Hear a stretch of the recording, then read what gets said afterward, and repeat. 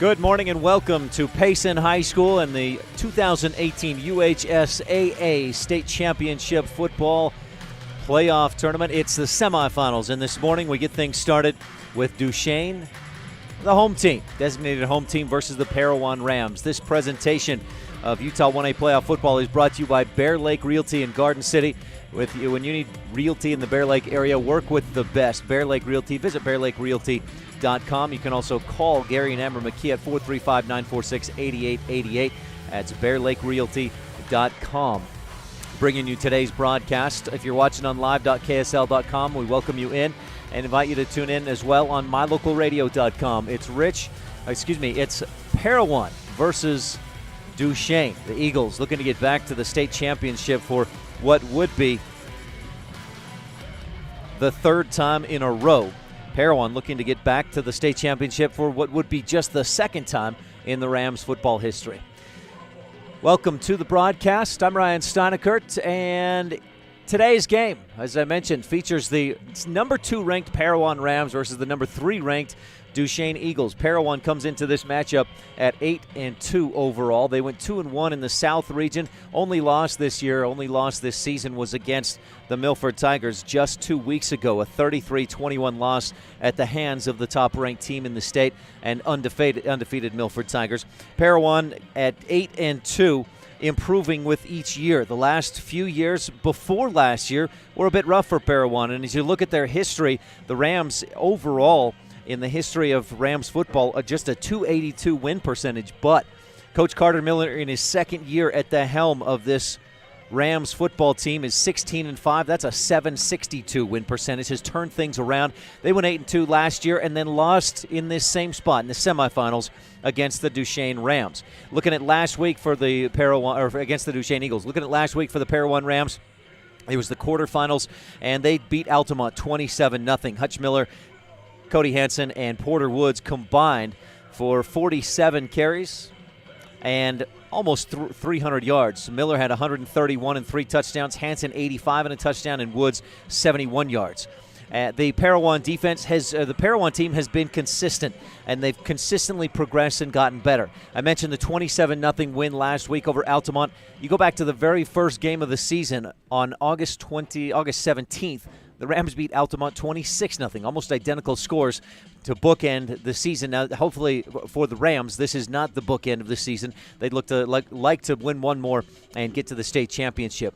This is a Rams defense that ranks first in 1A. They've allowed 14 points per game, and if we look in a little bit deeper at that, their defense has pitched 3 shutouts this season. It's also held 5 opponents to 1 touchdown or less. There's a very good defense that the Rams have, and boy, they pair that with a very solid offense, second in 1A. Only Milford has scored more points per game this year than the Parowan Rams at just over 36 points per contest. As for the Duchesne Eagles, Duchesne comes in ranked number 3, 7-4. They won the 1A North region, going 3-0 in the 1A North. No problem with wins over Rich, Layton Christian, and Altamont. Duchesne's offense not quite as solid as Parowan, but they've done enough, as I mentioned, to get to 7-4. Defensively, second in 1A. They've only allowed a half a point more than Parowan has this season at 14.6 points per game. Duchesne's defense, I mentioned Parowan's 3 shutouts this season. The Eagles have held 6 opponents to 1 touchdown or less. They've only had a couple of shutouts on the year. They shut out Rich 17-0. I believe that may be the only shutout it is, the only shutout of the season for Duchesne, but 6 opponents with 1 touchdown or less this year. Last week, Duchesne beat Kanab in the quarterfinals at Duchesne, 21-14. And we'll hear from Coach Jerry Cowan here in a few minutes. We'll also hear from Coach Carter Miller and hear Coach Cowan's take on having to face a Kanab team that, despite going just 2-8, 2-9 this season, that's a tough draw in the first round of the state playoffs. Duchesne, last week in that win, Gavin Davis, 11 carries, 99 yards, and a touchdown. Skylar Ford, 17 carries, 90 yards, and a touchdown. And Brock Adams, 11 carries, 70 yards, and a touchdown. Both these teams have a number of different skill guys, and especially running backs who can get you. Neither of these teams passes a lot. Duchesne will throw it a bit more than the Parowan Rams will. Rams will throw it 10, maybe 15% of the time. They'll run almost 9 out of 10 times on plays from scrimmage. Duchesne has 27 takeaways this year. Same for Parowan. Eagles have given it away a few more times. Parowan has taken care of the ball pretty well. They're a plus 11 in turnover differential.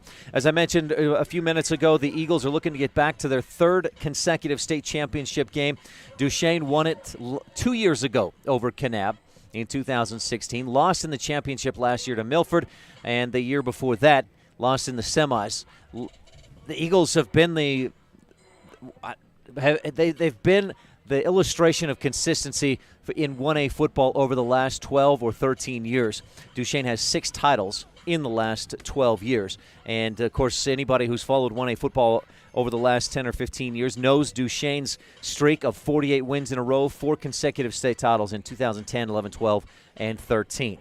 It's the number 2 ranked Parowan Rams versus the number 3 ranked Duchesne Eagles.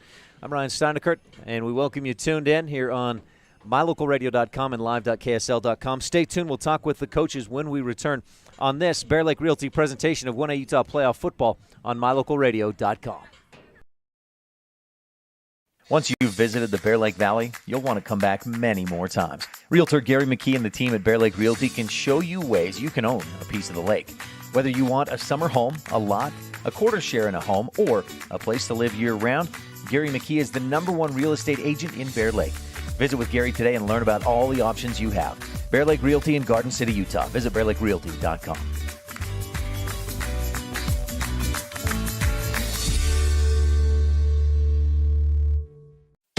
Sometimes when you're shopping for a vehicle, you're not sure what you want, so you drop by and look at all the options. Other times you know exactly what you want. At Auto Farm Castle Rock Chevrolet, you can call us or schedule a test drive online. We'll have it ready when you get here. We're here to help you get exactly what you want on your schedule. So whether you want to browse or pre-schedule a test drive, Auto Farm Castle Rock Chevrolet is here for you.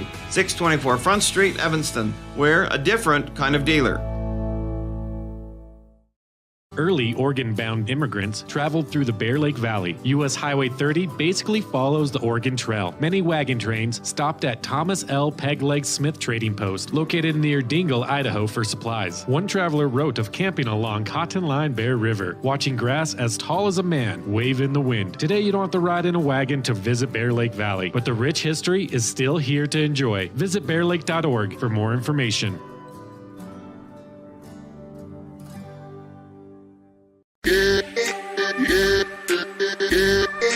Back at Payson High School for the 1A Utah semifinal football matchup. This is the first game of the day. Our second game will feature Monticello versus Milford, but this one is Parowan versus Duchesne. And let's talk with coaches. First, the designated visiting head coach, Carter Miller. Ryan Steinekert with Carter Miller, head coach of the Parowan Rams. Coach, congratulations on getting to the semifinals. I appreciate it. We're excited to be here, and we are excited to have this opportunity. You've gone from a few years of not winning a lot of games for the Parowan Rams to the last couple of years into the semifinals and winning a lot of games. Your team, your program seems to be going in the right direction, Coach. Oh, absolutely, and you know, I love to take all the credit for that, but it's just, you know, I think the kids were dying for somebody that was going to come and stay and be the coach here, and they bought into my program when they knew we were going to stay, and I told them we were going to win right when I got here, and we were fortunate enough to win a couple of games right away, and I think they started to believe, and it's just kind of caught fire from there. You've had, at least on paper, what looks like a very good season, some just impressive and completely dominant wins over Layton Christian, Rich, Monticello earlier this year, and then a very solid win twice over Altamont, including last week in the first round of the playoffs.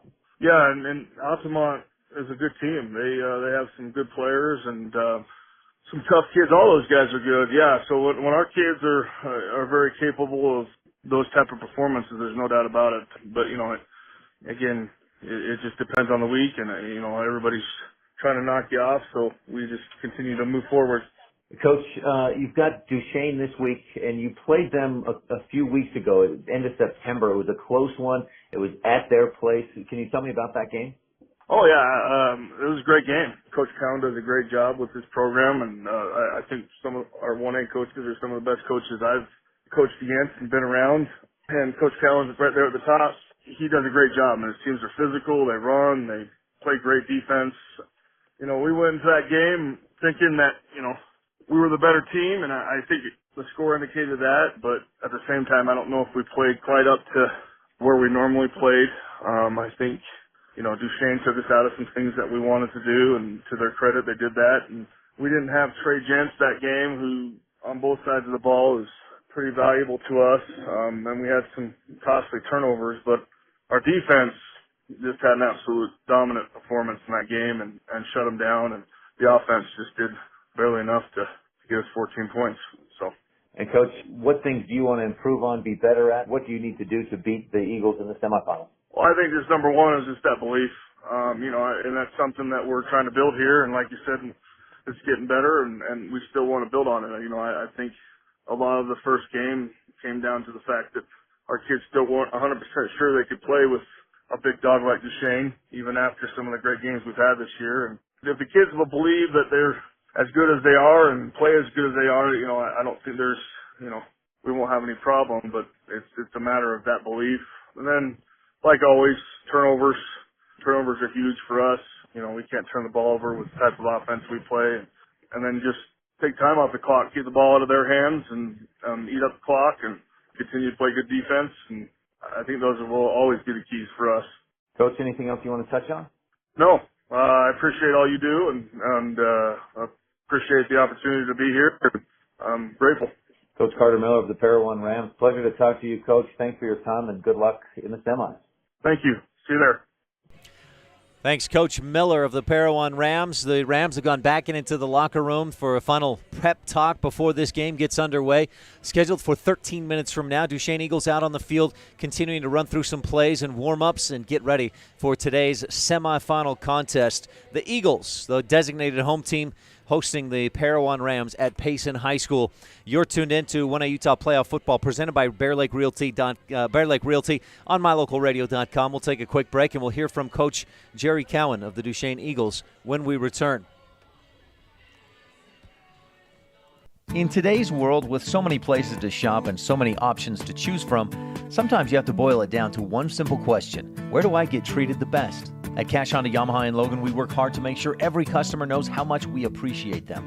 We love what we do, and we believe in the products we sell. Our goal is to build a lasting friendship with every customer so we can serve you and your family for generations. Visit us today, Cash Honda Yamaha, 3765 US 91, Hyde Park, Utah. Serving Wyoming since 1941, Plains Tire is Wyoming's oldest and largest tire dealer with great locations throughout the state. They'll get you the right tires that offer the best results for your vehicle at the lowest prices, guaranteed. Plus, you can go to any Plains Tire Pro dealer with their nationwide warranty service. And check out their Plains Tire phone app.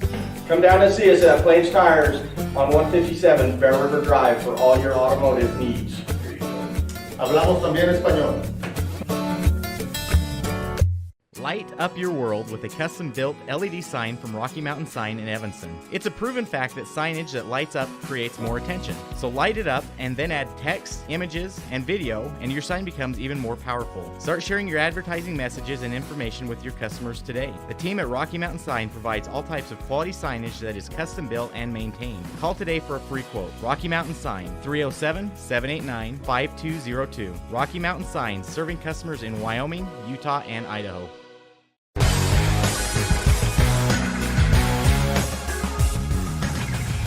Back at Payson High School on this Bear Lake Realty presentation of WATCHit Utah Playoff Football on mylocalradio.com. Parowan is back out of the locker room on their sideline. We've got about 10 minutes until game time, and let's hear from Duchesne's head man, Jerry Cowan. Ryan Steinfurt with Jerry Cowan, head coach of the Duchesne Eagles. Coach, congratulations on a region title and making it again for the semifinals for the Eagles. Thanks, I appreciate that. It seems like, and maybe this is just a perception for me, but it seems like another season, another 1A North region title for Duchesne. You guys, you're kind of the team of consistency in 1A. Yeah, I think that's something when you go to a school and you come into a situation that's not really a football school, and several years ago, and we kind of set that as our goal to be a football town and a football school, and not even that, but just a team that is competitive every year. And it took a lot of time to get to that point, but we've got the community to buy in and the kids to buy in. And there's still up and downs, but depending on the talent level. But hopefully we get the most out of what we do have, and we enjoy it. You mentioned some ups and downs, and even with the region title, how do you feel about this season? Has it been some ups and downs in itself?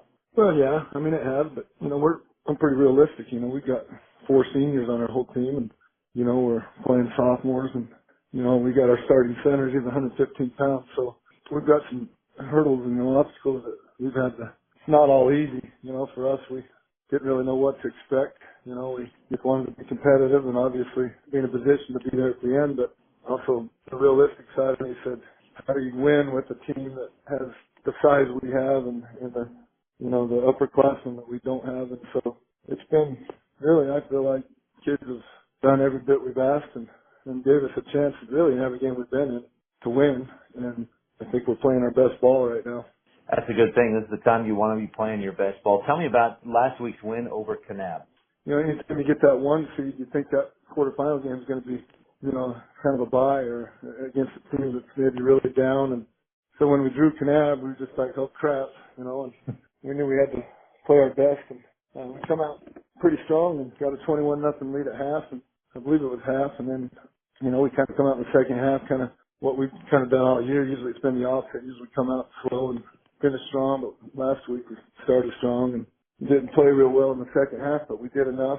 They got a couple breaks on an onside kick that kind of took a bad bounce and got lent their way, and just a few little things that I felt like were out of our control.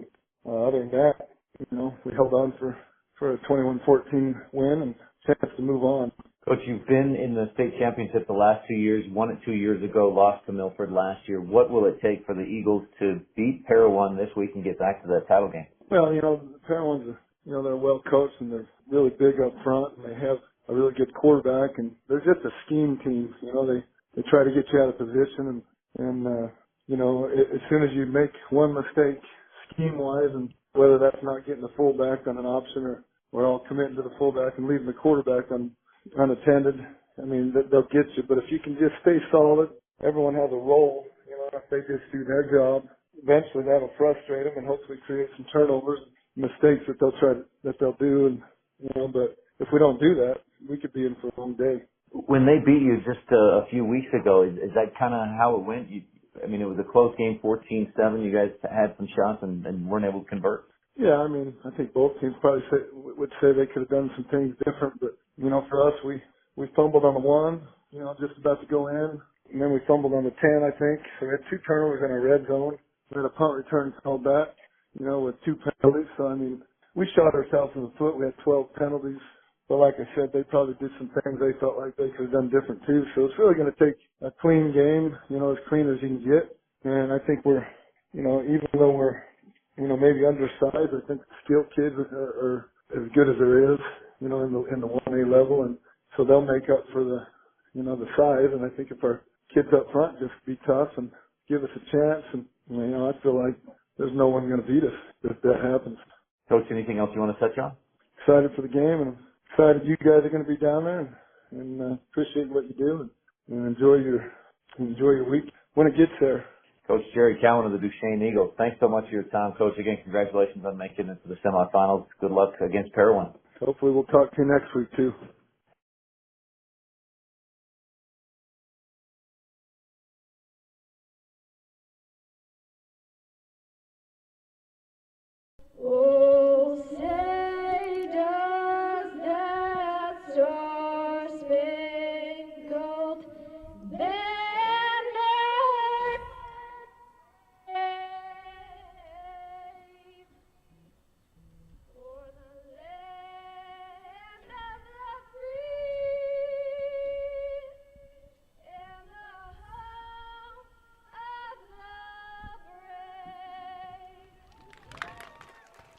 Welcome back to Payson and today's Bear Lake Realty presentation of Utah 1A playoff football on mylocalradio.com. It's the Duchesne Eagles and the Parowan Rams. We heard from coaches Carter Miller of Parowan and Jerry Cowan of Duchesne. Real quickly, keys of the game. You may have heard the coaches talk about this for the visiting team, the Parowan Rams. Coach Miller wants to see his team win the turnover battle. Turnovers are key, and that was part of how Parowan beat Duchesne earlier this year. And also, for Parowan. Keep the ball out of Duchesne's hands. Parowan's and their offense is not necessarily designed to score a ton of points. They've done that this year, scoring 36 points per game. That's second most in 1A. But their offense is designed to grind it out, run the clock, eat up the clock, and keep the ball out of the hands of the opposition. And Coach Carter believes if his team can do that, they will win today. As for Duchesne, stay solid assignment defense and not let that scheme of the strong tackle, the flex tackle, things moving around for Parowan, and not let that get Duchesne out of their defensive assignments. And secondly, force some mistakes. The Eagles have been a team of consistency over the past 12 or 14 years. 6 state titles in that span. They've won half of the state titles in the last 12 years, and that doesn't happen without some consistency. And Coach wants his team to force some mistakes, make some mistakes, and earn the victory here today against Parowan. Teams out on the field. The captains out for the coin toss. We're just about underway in the semifinals here at Payson High School. We'll get to your starters here in a moment. We keep an eye on that coin toss. Jaron Mortensen, among others, Duchesne Eagle captains. Looks like the Eagles won the toss. It may be. Parowan will receive to start this football game. And the Rams have won the toss and elected to receive. The Eagles will be defending the south end zone. With the Rams receiving and being the designated visiting team, we'll give you the Parowan offensive starters first up front. A spattering of seniors, juniors, and even a freshman up there. The strong tackle, Daniel Horton, 5'9", 225, number 74. Strong guard, number 60, junior, 5'10", 230, Caden Jensen. Center is number 54, freshman, 5'11", 190-pound Jace Little. Short guard, 59, a senior, 5'6", 200-pound Brian Torres. And the flex tackle is number 67, a senior, 6'1", 250-pound Dixon Jones. Quarterback is number 44, a senior, 6'3", 200-pound Porter Wood. Very good athlete. He'll lead this team in basketball during the winter once the football season ends. Fullbacks are number 23, a sophomore, Hutchinson Miller. They call him Hutch, son of the coach Carter Miller, and Hutch will take over at quarterback next year, most likely for the Rams. Offset fullback is senior Cody Hansen, number 21, 6'5", 165-pound. He's listed as an offset fullback. He is a speedy fullback. And the tailback is number 4, a senior, Trey Gents, 5'9", 175. And tailback / wingback, depending on what kind of lineup what kind of formation they come out to start. As for the designated home team, Duchesne Eagles starting the starting defense.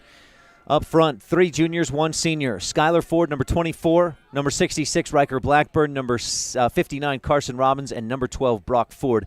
The Fords are the DNs. Linebackers are 56, a sophomore, Jackson Moreland. Number 20, sophomore, Brock Adams. Number 64, senior, Dylan Moon. And number 40, junior, Jordan Claiborne.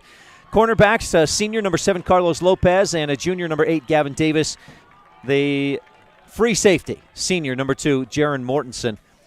A lot of good athletes on this field today, and Mortensen certainly among the top tier of those athletes. This morning, kickoff scheduled for 11 o'clock. We're just moments away from getting this one underway. This is the Utah 1A Playoff Football presented by Bear Lake Realty. Visit BearLakeRealty.com if you're looking for beachfront, room with a view, a secluded mountain retreat, a recreation headquarters, any number of timeshare options in the Bear Lake area. Visit Bear Lake today and get your real estate through Bear Lake Realty. Visit BearLakeRealty.com.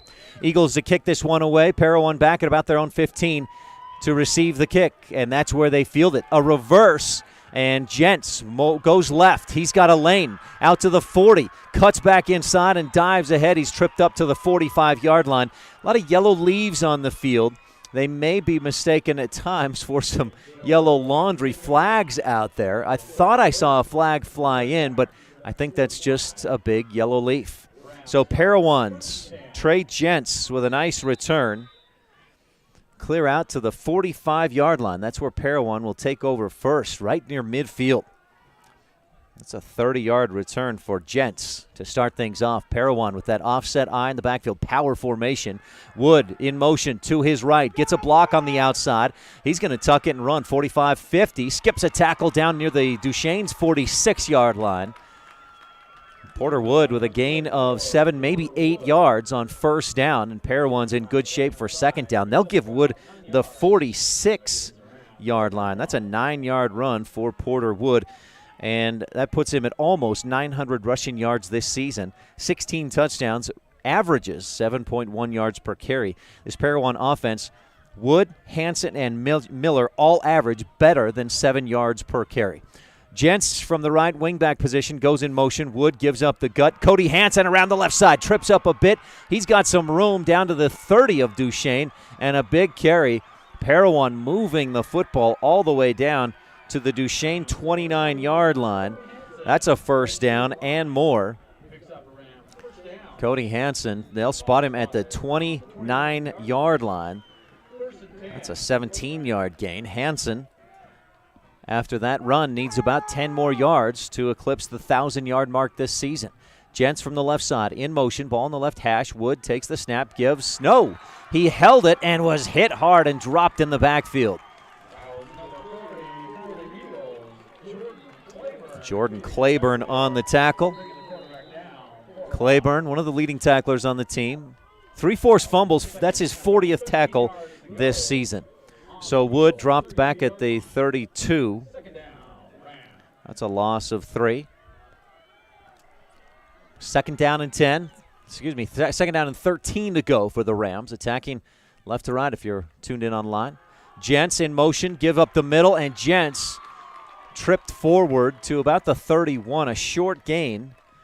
So the Rams go for 9 yards, then 17 yards, and then -3 and just 1. So Gents with a 1-yard gain. Caleb Sanchez on the tackle. Sanchez has been very good this year for the Duchesne Eagles. 38 tackles, 4 sacks on the season. I want to thank Isaac Hopkin running my camera today. He's up on the roof in the sun. Luckily, we got a nice day of weather here in Payson, Utah Valley. Offset eye, you hear that Duchesne crowd. Porter Wood, play fake, rolls to his left, looking for a block, and he'll be tripped up. Just kind of lost his footing. 2-3 Duchesne Eagles out there to bottle him up. Wood got back to the 30, and even better coverage in the secondary by those Eagle skill guys. Again, those defensive secondary for Duchesne. I believe it was Lopez out on the cornerback on that side, Carlos Lopez. Gavin Davis and Jaron Mortensen also back there. So 1-yard gain. Parowan going to go for it here on a 4th and 11. Quick pitch out to the right. Cody Hansen dropped in the backfield, and a flag flies in. I think it'll be either a holding or block in the back. It's a block in the back against Daniel Horton, but it won't matter as Claiborne fought through that block in the back, made the tackle at the 35, and Parowan will turn over on downs. Boy, things started extremely well for the Rams, but went downhill in a hurry. First quarter action, 8:53, no score. On the Cache Valley Visitors Bureau scoreboard, visit explorelogan.com today. That's the Cache Valley Visitors Bureau. Wing back, the double wing T, the double wing formation, and the Eagles give it right up the middle to Ford, who just pushes his way forward. Nothing explosive, but Skylar Ford goes straight up the gut for 5 yards.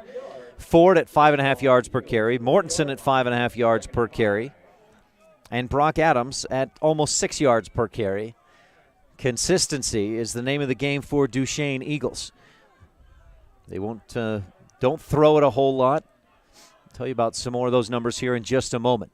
Here's the snap. It's high. Give to Ford. Starts left. Guts back up toward the middle as the DN crashed in on him. And Bo Millett, I believe, with the tackle. Or was that Grayson Robb? It was Robb. Out to the 38 for Ford. A 3-yard gain. Brings up a 3rd down and a short 2. Eagles this season averaging about 52 offensive plays per game, and they run it 73% of the time. In the backfield, Cason Grant from the shotgun. Ball pops over his head, coming in motion and scooping it up, but tackled in the backfield. Nowhere to go for Gavin Davis. It was lucky that he was coming in motion for Duchesne. And the Eagles will face a 4th down and long.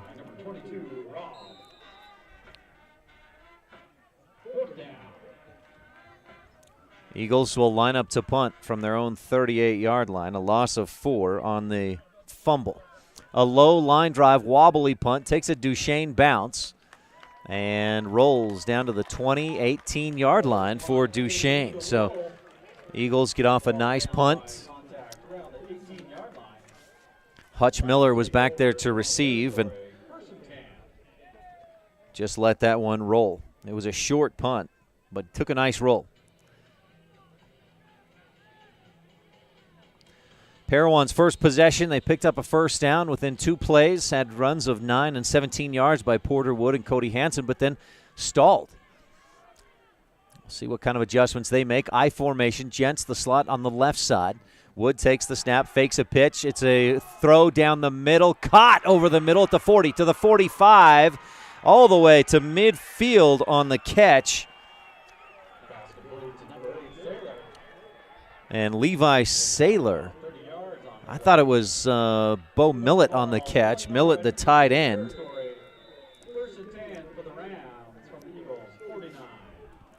All the way out to the Eagles' 39-yard line, or 49, excuse me. A give up the middle and a short gain. Cody Hansen with his 2nd carry of the ball game.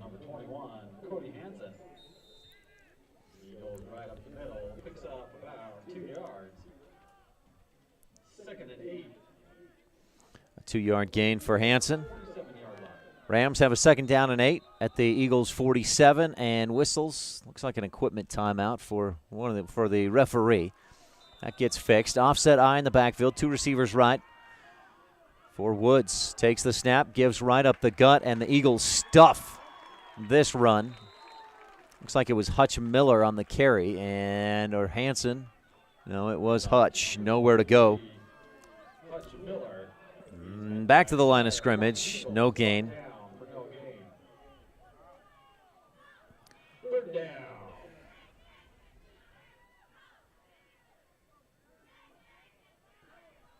A 3rd down for this Parowan offense. At the Eagles' 47-yard line, 3rd down and 8. Offset I in the backfield. 3 guys back there, 1 man wide right. Wood takes the snap, fakes a couple of times, rolls right, looking, nobody open, tries to keep it himself inside the 45, but wrapped up and brought down at the 44-yard line. Good pursuit by Brock Ford around the end, one of those tight ends for the Duchesne Eagles. To the 44-yard line, Porter Wood gains 3.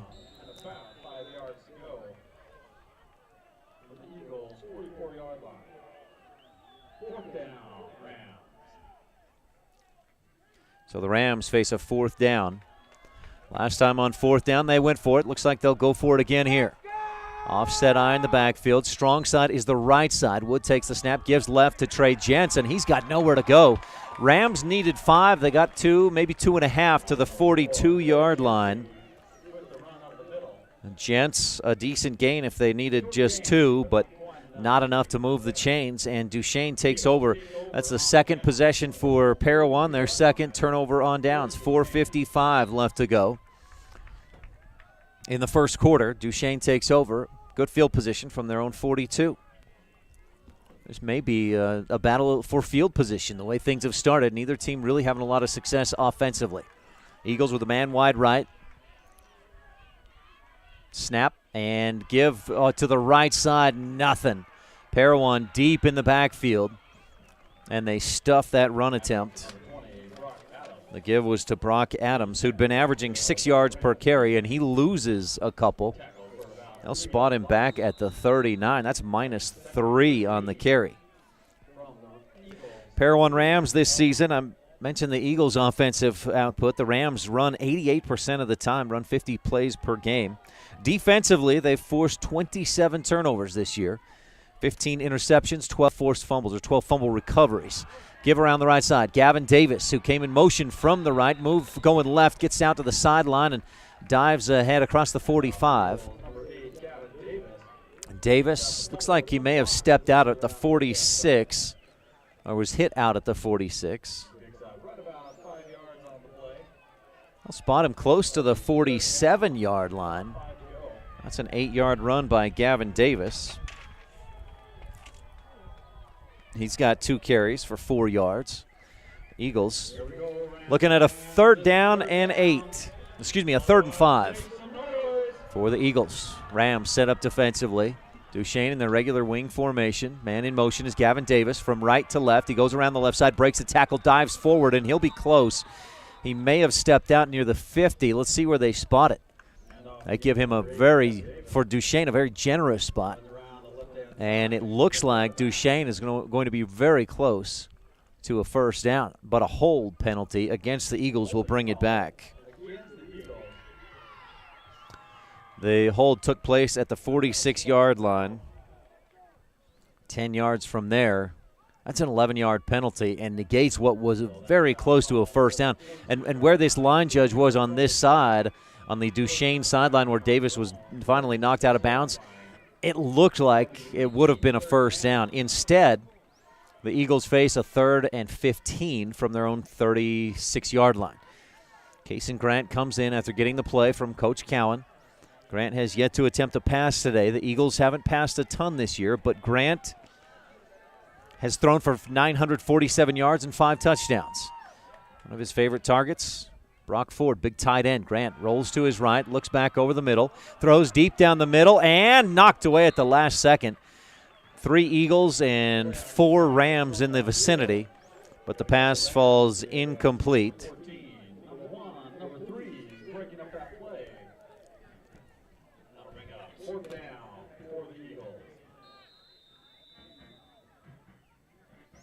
So the Eagles face a 4th down after that incompletion. And it looks like they'll punt this one away. Back deep to return is not Gents this time. It's a short punt, and Hutch Miller fields it over the shoulder, breaks a tackle at the 30, runs to his left to the 35, 40, following a few blockers to the 45, then he hesitates and he's hit from behind at the 45-yard line. Miller with a decent punt return. And Parowan will take over, 1st and 10. Again, near midfield, 3:44 left to go in this first quarter, and there is a flag on the play, a personal foul against Parowan.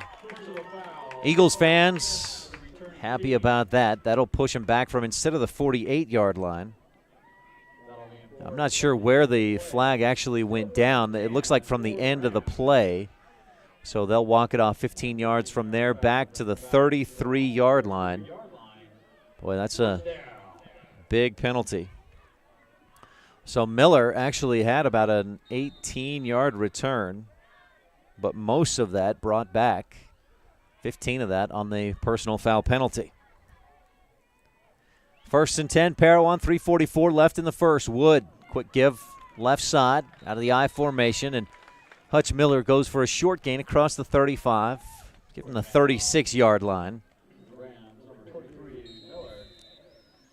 Miller gains 3, 2 carries, 3 yards. Again, he's averaged 9 yards per carry this season and has more than 700 rushing yards as a sophomore.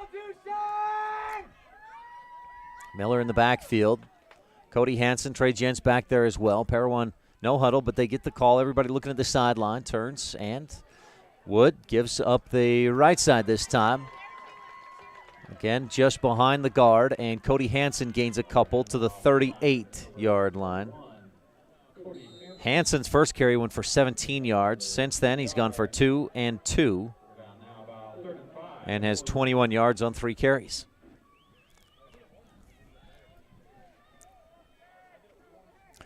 Parowan runs 88% of the time, 440 rushing plays coming into this game, just 62 passing attempts, but one of the better offenses in 1A. They're second in scoring offense in the classification. Wood fakes the handoff, rolls to his right, nowhere to go, throws downfield, and it's deflected at the last second. I think Wood was beyond the line of scrimmage when he threw it. No flag comes out, but a deflection by Jaron Mortensen just before that pass got in there. It was intended for senior Ryan Jeffries. And if that pass gets through, Jeffries has about 40 yards to run of just green grass in front of him. So instead, the pass falls incomplete. Wood, 1 of 2 for 33 yards.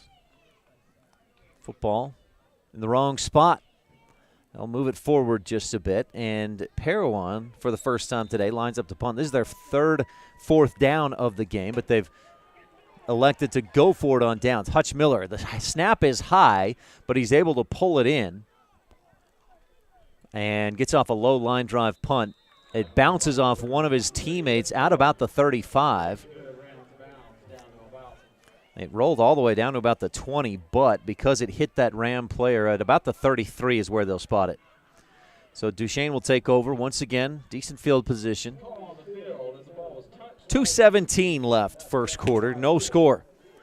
Duchesne with their 3rd possession of the ball game. The Eagles 5th in 1A at 19.3 points per game. But when your defense allows 14.5, you win most games. 19-14 is the average. Grant from the shotgun takes the snap, gives right up the gut, and a bruising run by Brock Adams. He spun around, keeps his feet, drives out near the 40. Rams didn't ever bring him down, but his progress was stopped there at the 40-yard line. A 7-yard gain for Brock Adams, has 2 carries for 4 yards. Some whistles will stop the clock for the moment. Porter Woods will have to head to the sideline. Not sure if he's having some kind of equipment issue, but Nate Townsend, the sophomore, comes into the game to replace Wood. Hopefully it's not any kind of injury, and we see Porter back out here quickly. 1:50 left first quarter, no score in the semifinals. This Bear Lake Realty presentation of Utah 1A football. Grant takes the snap, Grant, and gives, and Parowan snuffs it out. That football may have popped free. Coach Cowan saying he was down, and the officials, I think, agree. But it's a gain of nothing. In fact, Adams goes backwards 3 yards to the 37.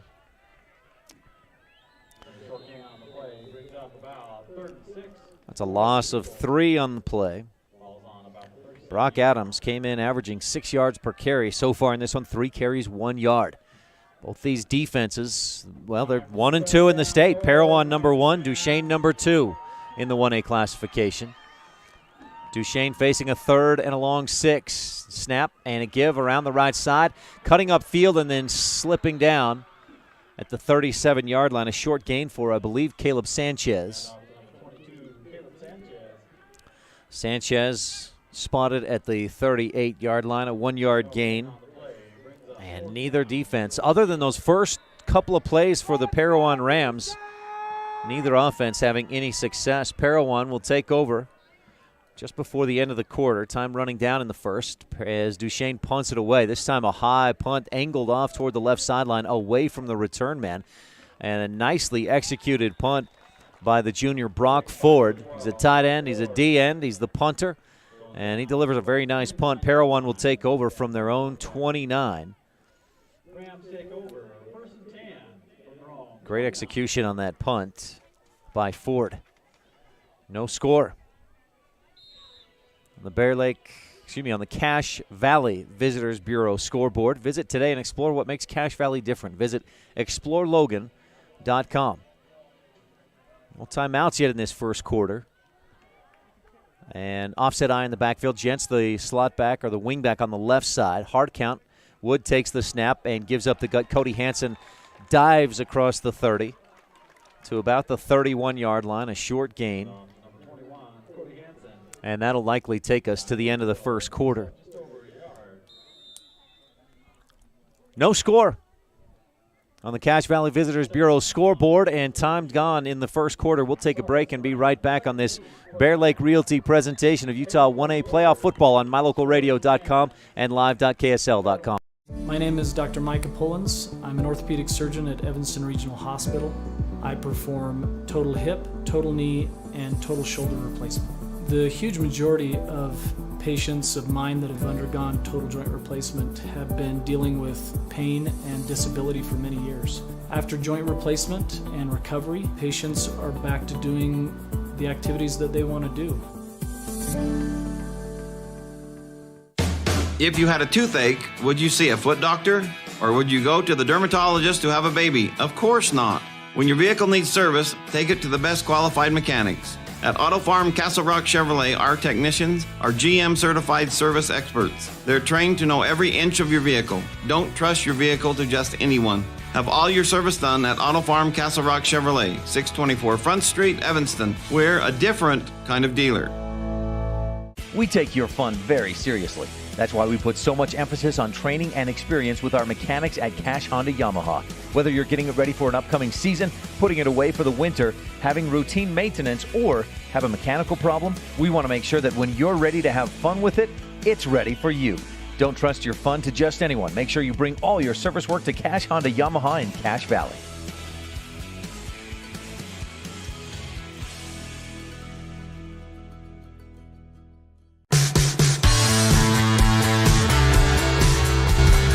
Wood with the quarterback keeper off the left side, pushes out to the 33-yard line, a 2-yard gain.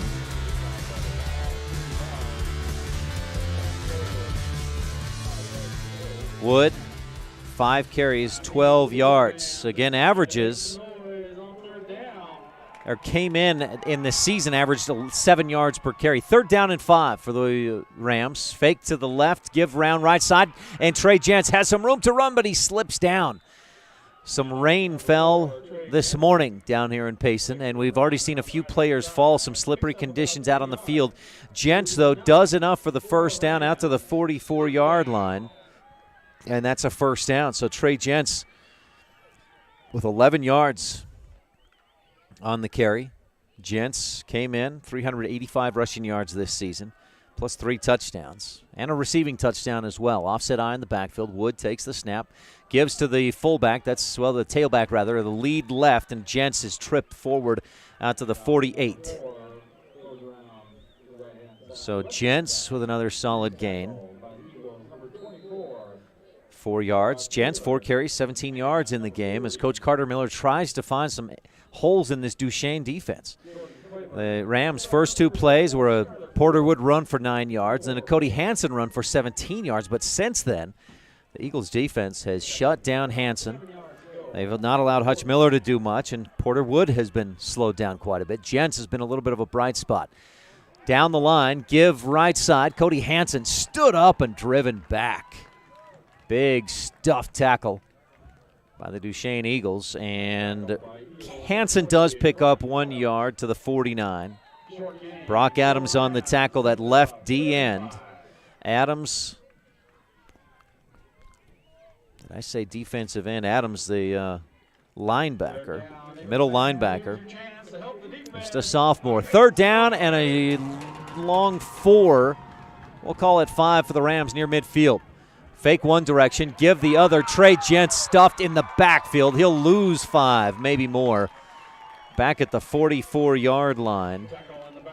And both defenses are getting crazy penetration into the backfield, which is keeping both offenses from doing anything offensively, at least sustaining any kind of drives. Jentz goes for a loss of 5, and Parowan lines up to punt it away. Hutch Miller, low line drive, wobbly kick, almost hits an Eagle. Boy, good heads-up play by Carlos Lopez. He must have heard a teammate say, get out of the way. He ducked down, and from this angle, that looked like it just sailed right past his ducking head. It probably was off to the side a bit, but good communication from the Eagles. That one rolls. Didn't look like a pretty punt, but Miller gets it to work well. It rolled all the way out at the 14-yard line, and Duchesne deep in their own territory. Second quarter, 9:12 left to go in this first half, and neither team offensively, with the exception of Parowan's first possession, neither team has even been on the opposition side of the field. The Eagles have yet to pick up a first down in this game. They've gone 3 and out, 3 and out, 3 and out. Parowan has 2 first downs in the game, 2 turnovers on downs, and 2 punts. Snap and give around the right side, but a whistle, and they'll blow this one dead. Illegal procedure, a false start.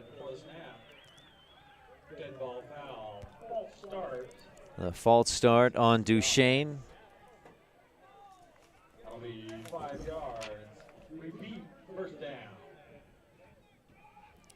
2 penalties, 16 yards against the Eagles, and that pushes them within their own 10-yard line. They're at the 9 for a 1st and 15. Long field in front of them, and as I just mentioned, Duchesne has yet to pick up a first down. 3 and out times 3 so far in this first half for the Eagles offense. Case and Grant in the backfield. The pistol shotgun with the wings on each side. Gives up the gut, and Ford starts up the middle. Tried to bounce it outside. Gained a couple to the 11. Skylar Ford for 2 yards. Has 10 yards on 3 carries. One player we haven't seen carry the ball much yet, Jaron Mortensen. Had 200 yards plus against Rich in a 17-0 win earlier this year, and Mortensen's been one of the top ball carriers, but been dinged up a little bit the last couple of weeks and not getting a whole lot of carries. Davis fakes the snap, runs to his right, pitch out to Caleb Sanchez, and he's shoved out about the 21, and that'll be close, probably still a few yards shy of the first down. Sanchez came in motion from his wingback spot on the left side, and that was a nicely timed pitch by Cason Grant. Sanchez out to the 21-yard line, a 10-yard gain for Sanchez, who has 2 carries, 11 yards, but Duchesne still, because of that false start, short of the first down. A 3rd and 3. Ball on the right hash for Duchesne, attacking left to right if you're watching on live.ksl.com or mylocalradio.com. Eagles up to the line, 1 man wide out to the left side. Grant in the shotgun, a high snap. He pulls it in, gives to Ford, and he has nowhere to go. Broke a tackle or two and spun to the 22. But Skylar Ford with just 1 yard on the play, and Duchesne faces a 4th and 2 from their own 22-yard line. Probably another punting situation. Duchesne would go 3 and out, 4 consecutive, their first 4 possessions of the game, if indeed they do punt here. Grant brings the play in, and watch out for a hard count here. Grant will move up under center. That's the first time we've seen that today. Send a man in motion, 4th down and 2. Brings Sanchez back from right to left, and the Eagles call a timeout. They didn't get to Parowan to jump, and Duchesne will call the timeout and probably punt this one away. We'll take a quick break. We'll be back with more of the second quarter action. No score on the Cache Valley Visitors Bureau scoreboard. You're tuned in to 1A Utah Playoff Football presented by Bear Lake Realty on mylocalradio.com. Hello, Miss Susan Siamese Cat. Dr. Dog, I'm here because my perfectly shiny fur has lost its shimmer, and I don't have the energy I did as a kitten. Miss Susan Siamese Cat, I recommend that you start taking the Feline Daily Multi-Chews from PetMinerals.com immediately. Your good health isn't a yarn ball to play with. Dr. Dog, you always make me feel better. Log on to PetMinerals.com today and get your feline supplements ordered today.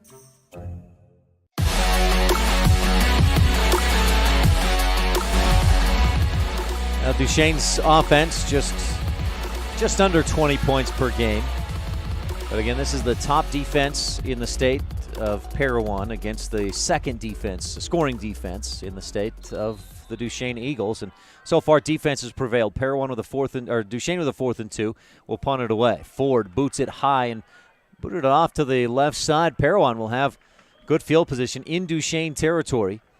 The battle of field position was leaning toward Duchesne early on. Parowan had a possession from their own 18, but it's shifted back toward Parowan. Duchesne started that drive from their own 14, and now Parowan takes over 1st and 10 at the Duchesne 47-yard line after that punt went off the side of Ford's foot and out of bounds to the Parowan sideline. Second quarter, 7:41 left, no score on the Cache Valley Visitors Bureau scoreboard. Wood back looking to throw. Flushed out of the pocket right. Pressure comes and he dives down. 3 different defenders there for Duchesne. The Eagles this season have averaged almost 4 sacks per contest. Tyson Taylor, one of the leaders getting that sack. I'd say that was probably Carson Robbins, actually, the PA man throwing me off guard. Robbins with 6 sacks on the season, including that one. So Parowan pushed back into their own territory, a loss of 5. First sack of the day for either team. Power I in the backfield. Wood fakes the handoff, keeps it himself around the left side, breaks a tackle, stiff arms another, back across midfield and inside the 45 of Duchesne. Wood to the 44-yard line. Strong run by the senior. 6'3", 200-pound Porter Wood. An 8-yard run for Wood. Puts him at 20 yards on 6 carries. The Rams have thrown just 64 times this season compared with 440 rushing plays coming into the game. 2 in the backfield. Gents in motion from left to right. Wood takes the snap, keeps it himself right side, and finds a small hole. It closes quickly down to the 40-yard line. About a 4-yard gain, still a couple yards short of the first down. Some extra chippiness after the play. His team's pushing and shoving a bit. Referees quickly control that.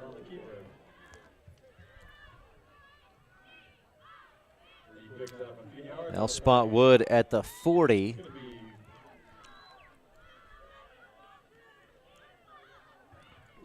And they spot it on the right hash for a 4th down and 3. Out wide to the left side, Gene Berger, senior, wide receiver. Slot man, and Wood just keeps it himself, dives right up the middle. That was a quick snap, a quick run, and a quick first down.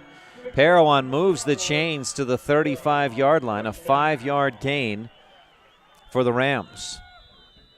And Wood getting it done on this drive.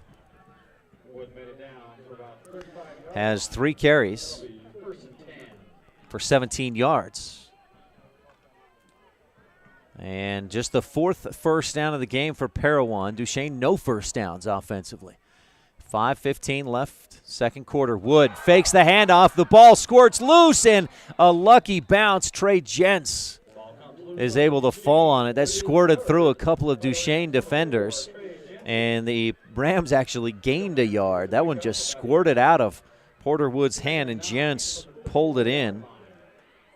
A gain of 1, 2nd down and 9 at the Duchesne 34. Ball on the left hash. Rams in the white tops, blue bottoms, royal blue. Eagles in that midnight blue,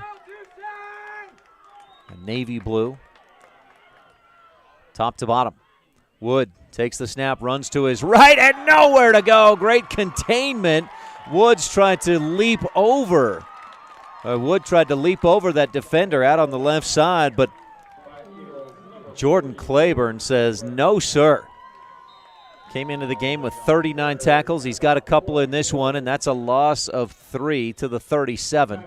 Coach Carter Miller will take a timeout as the Eagles cheer for their team who just made a big play. 3rd down and 12 coming up when we return on this Utah 1A playoff football presented by Bear Lake Realty on mylocalradio.com.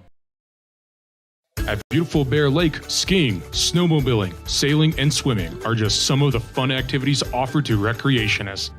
The greater Bear Lake Valley offers prime hunting and fishing areas, whether it's trout fishing in the streams or ice fishing for Cisco on the lake, hunting deer or seeking elk along the high mountain ridges. The scenic corner of Utah and Idaho offers outdoor recreation and historical interests away from crowds and high prices. Visit bearlake.org for more information.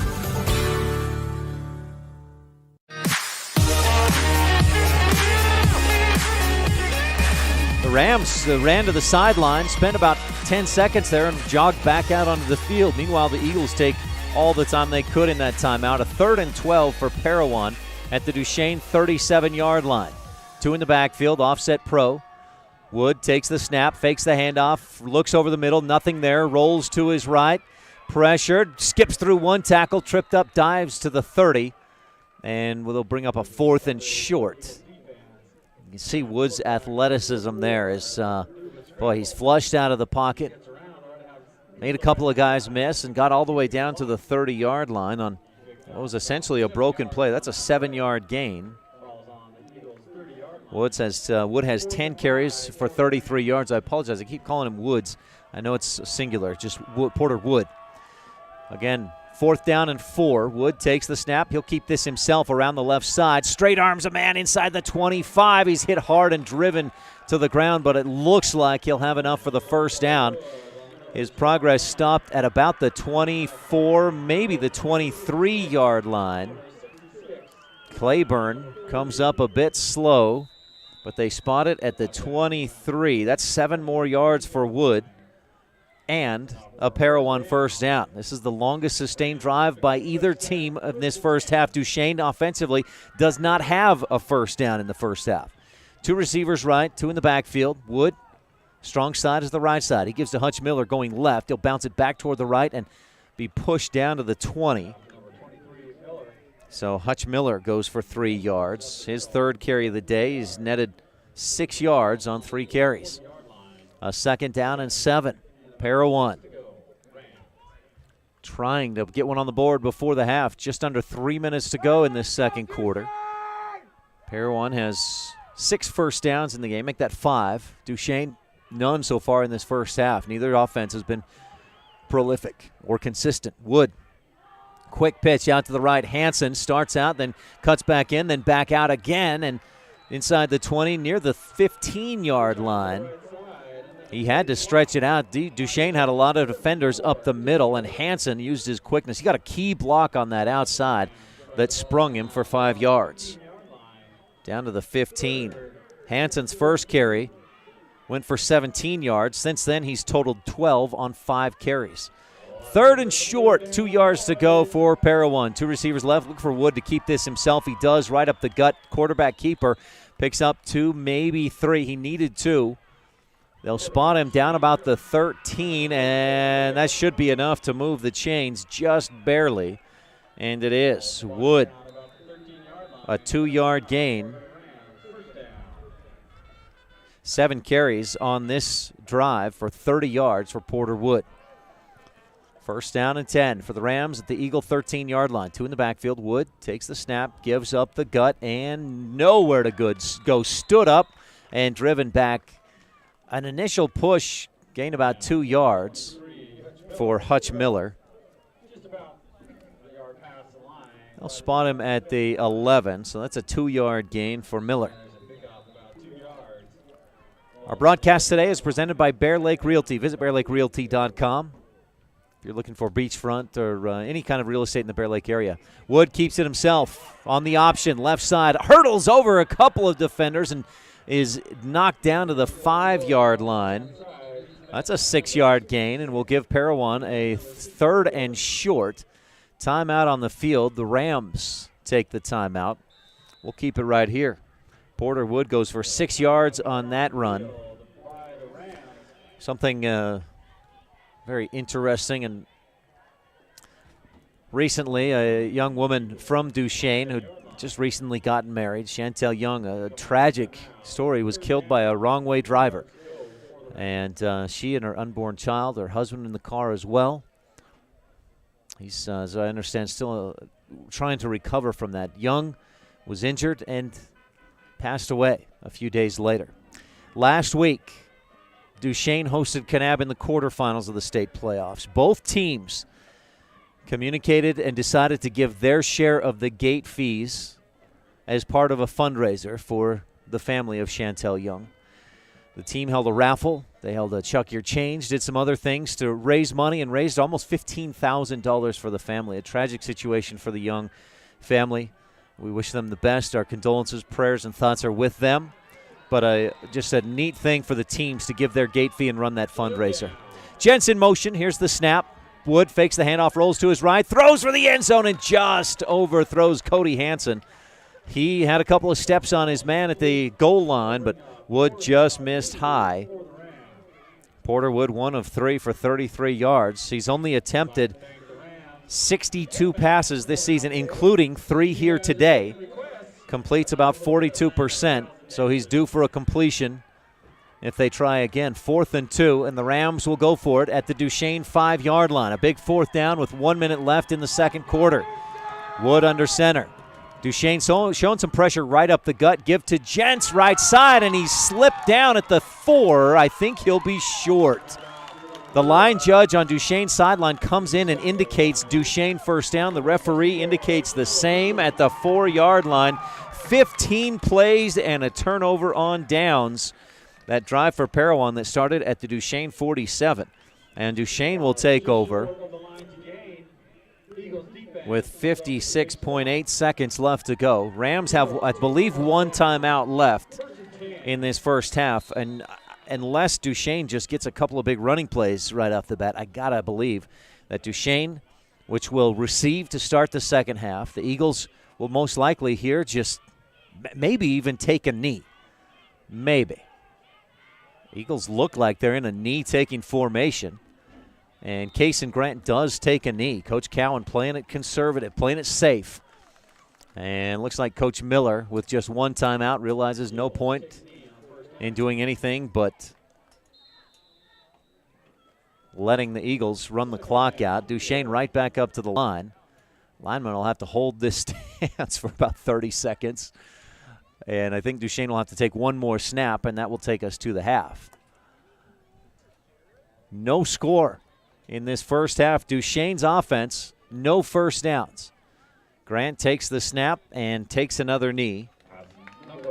And that should take us to the half with no score on the Cache Valley Visitors Bureau scoreboard. Visit ExploreLogan.com. Great food, historic lodging, incredible entertainment, fantastic family fun, outdoor recreation, and more. Visit ExploreLogan.com. No score again as we head for the half. We've got your halftime show coming up.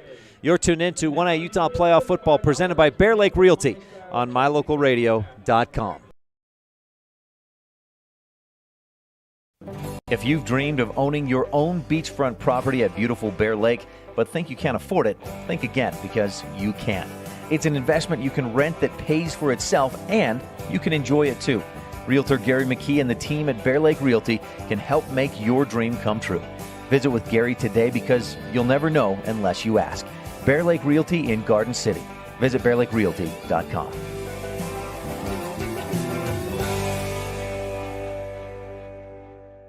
Bring your vehicle for service at Rocky Mountain Yeti and feel the difference. It's easy. Visit with one of the friendly service riders and then relax and enjoy hot waffles and ice cream. While you relax Yeti style, your vehicle will be worked on by our experienced mechanics. From regular maintenance to major repairs, we do it all. Have your service work done at Rocky Mountain Yeti in Evanston and feel the difference. Get Yeti'd today. Ooh, yeah. 100 Wasatch Road in Evanston. My name is Dr. Micah Pullins. I'm an orthopedic surgeon at Evanston Regional Hospital. Orthopedic surgery is the practice of medicine centered around bones and joints. It's all about movement and activity and getting that to be less painful. Watching a patient with a specific problem, whether that's pain or decreased range of motion, and being able to treat them, by far the best part of my job.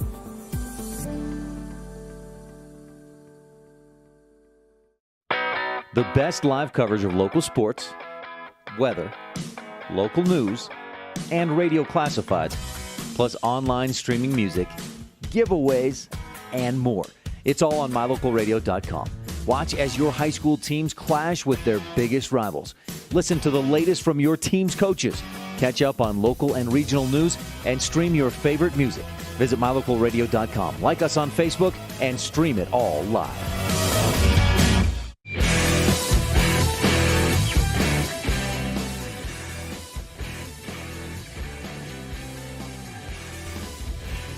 Welcome to the halftime show. This broadcast is brought to you by Bear Lake Realty.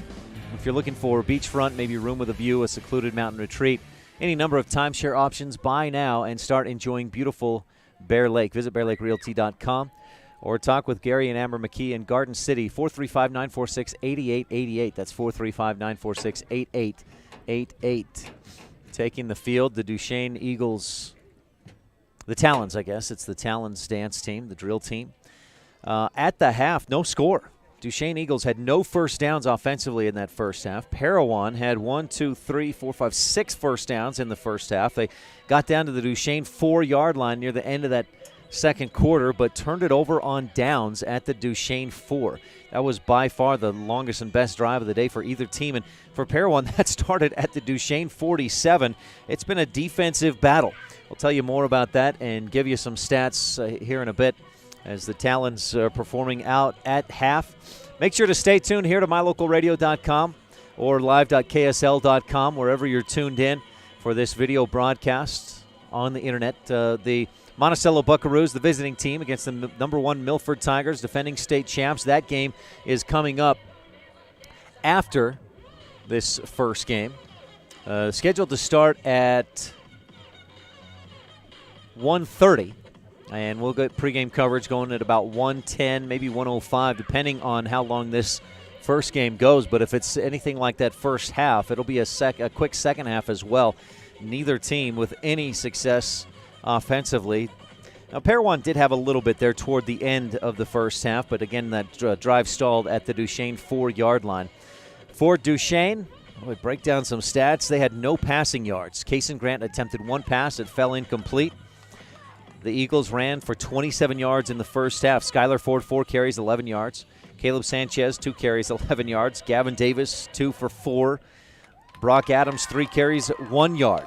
Eagles unable to get anything up the middle or around the outside. And Duchesne with 27 yards of offense in the first half. And as I mentioned, no first downs through 2 quarters.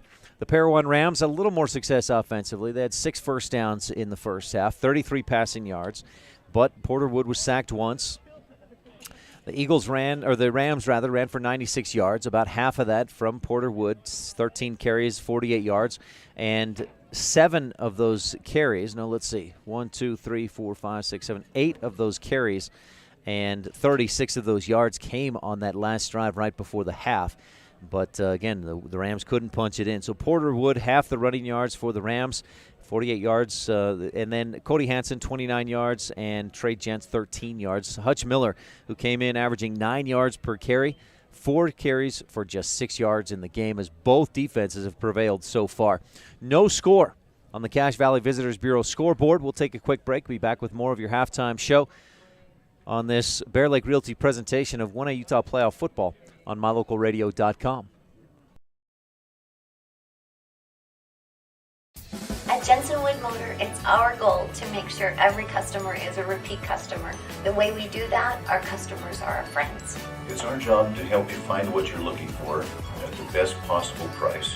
It's always good to know that your salesman is working for you. We understand that life happens. Sometimes credit isn't perfect. We work hard to find financing options that work best for you. Stop by today and let's see what we can do for you. Jensen Wood Motors in Montpelier, Idaho.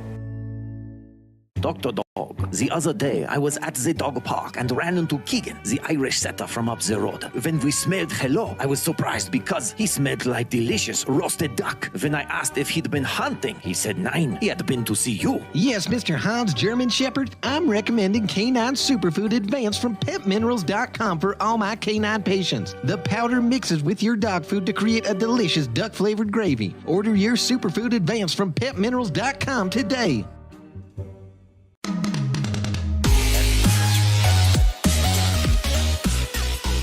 We take your fun very seriously. That's why we put so much emphasis on training and experience with our mechanics at Cache Honda Yamaha. Whether you're getting it ready for an upcoming season, putting it away for the winter, having routine maintenance, or have a mechanical problem, we want to make sure that when you're ready to have fun with it, it's ready for you. Don't trust your fun to just anyone. Make sure you bring all your service work to Cache Honda Yamaha in Cache Valley.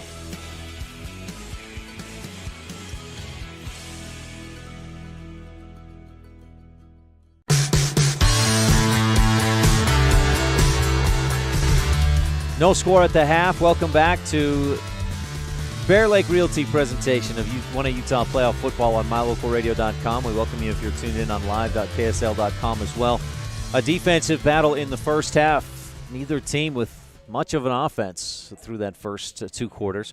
Parowan got the ball first, and it looked early on. They had a couple of big plays, a 9-yard run by Porter Wood, a 17-yard run by Cody Hansen, but then that drive quickly stalled, and they turned it over on downs. Duchesne, 3 and out, and then they took a knee twice to take it to the half. Duchesne's offense just 27 yards rushing. That's it. They did not pass for any yards. 0 for 1, Kason Grant passing in the first half.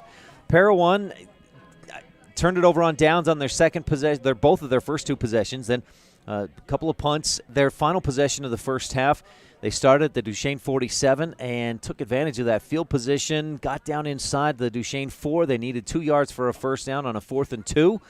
and they got stuffed. A run up the middle, stopped at the 4, and Duchesne took over on down. So neither team able to score in that first half. And so we have a couple of goose eggs, a couple of bagels on that Cache Valley Visitors Bureau scoreboard. Visit explorelogan.com. That's www.explorelogan.com. We'll take another quick timeout. More of your halftime show coming up when we return. Bear Lake Realty presents the Utah 1A football playoffs on mylocalradio.com. Some folks say that life can be measured in seasons. At Auto Farm Castle Rock Chevrolet in Evanston, we have vehicles for every season. From new to experienced drivers, we understand that safety, affordability, and great mileage are always on the must-have list. So whether you're just starting out or it's time to expand your fleet, we've got every season covered. Auto Farm Castle Rock Chevrolet. Stop in today, 624 Front Street, Evanston. We're a different kind of dealer.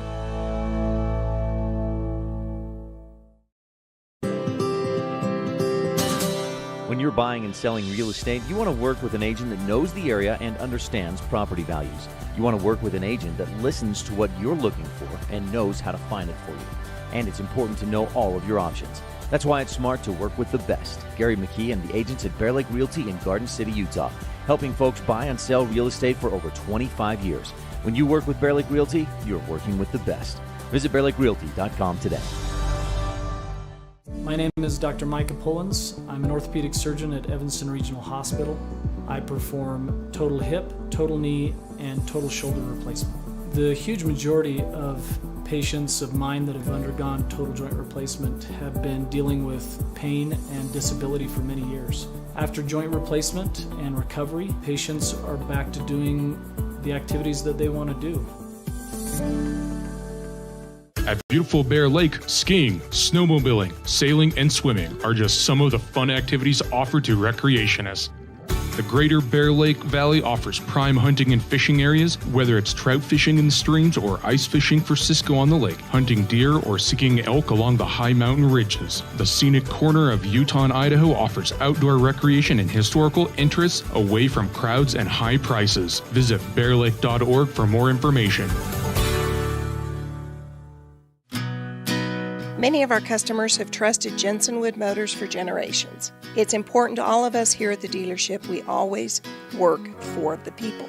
My grandpa was a man of his word, and he passed that tradition on to us. We understand that we're here to serve our customers, and every day we try and do that to the best of our ability. We really appreciate each customer, and we want to make sure that they feel that when they're doing business with us. Jensen Wood Motors, Chrysler, Jeep, Dodge, Ram, Montpelier, Idaho.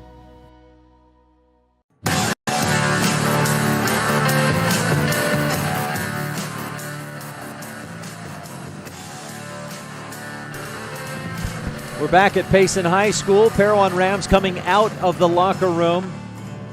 Bear Lake Realty presents the Utah 1A football playoffs on mylocalradio.com. No score in that first half. Eagles offensively shut down in that first half. Parowan did not allow Duchesne's offense to pick up a first down, and we knew it would be a defensive battle. Duchesne came in as the second-ranked defensive team in all of 1A, allowing 14 points per game. Just over 14, about 14 and a half to be a little more precise.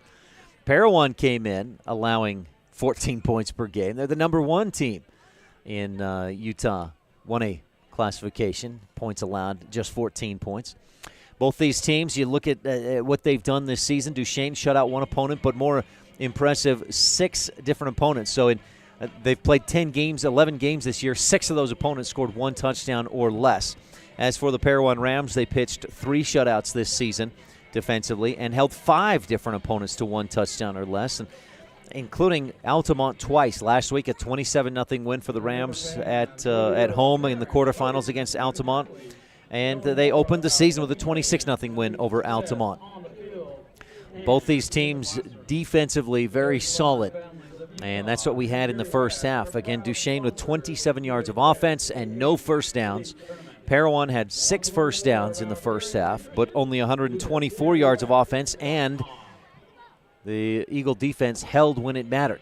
Parowan got down, had a 1st and 10 at the Duchesne 13-yard line, and stalled out. Went for it on 4th and 2, and were stuffed at the 4. Duchesne took over on downs. That's 3 turnovers on downs in the first half for the Parowan Rams. They'll look to get things going offensively in the second half. And it's interesting because we talk about these defenses and how good the defenses have been.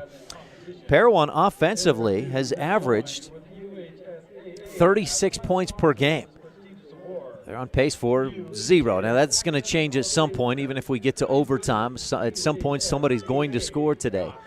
But the way these defenses played in the first half, we're up for some serious adjustments in the second half. Coach Carter Miller brought his team back out fairly quickly. The Eagles still in the locker room, and we're down to less than a minute and a half, less than 90 seconds on the halftime clock. They may give Duchesne an extra minute. No, I see them now filtering out of the locker room and toward those front gates and onto the field. So Duchesne will get it to start the second half, and I'm interested to see what kind of adjustments they make for the second half. Parowan Rams are coached by Carter Miller. He's in his second year, has gone 16-5 with the Rams. They lost in the semifinals last year against the Duchesne Eagles, a final score in that one of 27-14. Eagles last year made it to the state championship where they lost to Milford 28-14. Eagles have won 6 state titles in the last 12 years, and Coach Jerry Cowan has been a big part of that. He's got a .775 career win percentage. Coached for a few years, took a couple of years off as head coach, still was an assistant under Coach Billy Hoops, and then took back over, and he is 107-31 overall coming into this game as head coach of the Duchesne Eagles. A little bit more. Offensively, Parowan they've taken care of the ball pretty well. They've given it away just 16 times. Duchesne, a few more than that, 26 giveaways. They've added a couple of minutes to the score clock to give Duchesne some time to warm up in this second half, so they'll create that circle down toward the south end zone, or the north end zone, rather, here at Payson High School on a beautiful fall day. I left northern Utah this morning up in the Rich County area. It was, I think it was 26 degrees, my car said when I got in the car. Got down to Utah Valley, it was 36. Came up to the press box here at Payson High School and had to take the coat off. It's a nice warm, relatively speaking, warm morning, almost afternoon at Payson High School. I want to invite you to stay tuned here to live.ksl.com, or if you're watching online at mylocalradio.com. Game 2 of the semifinals coming up here in this same spot. It'll be Monticello, the visitor, against Milford, the designated home team. And that's 4 weeks ago, you might have thought, well, that wouldn't be much of a game, but Monticello has come on strong the last few weeks. In fact, those teams faced off against each other just 3 weeks ago, and Monticello had a chance to win at the end, but the Tigers held on 33-26, I believe, was the final score. The Milford with the win over Monticello a couple of weeks, 32-26 on October 12th.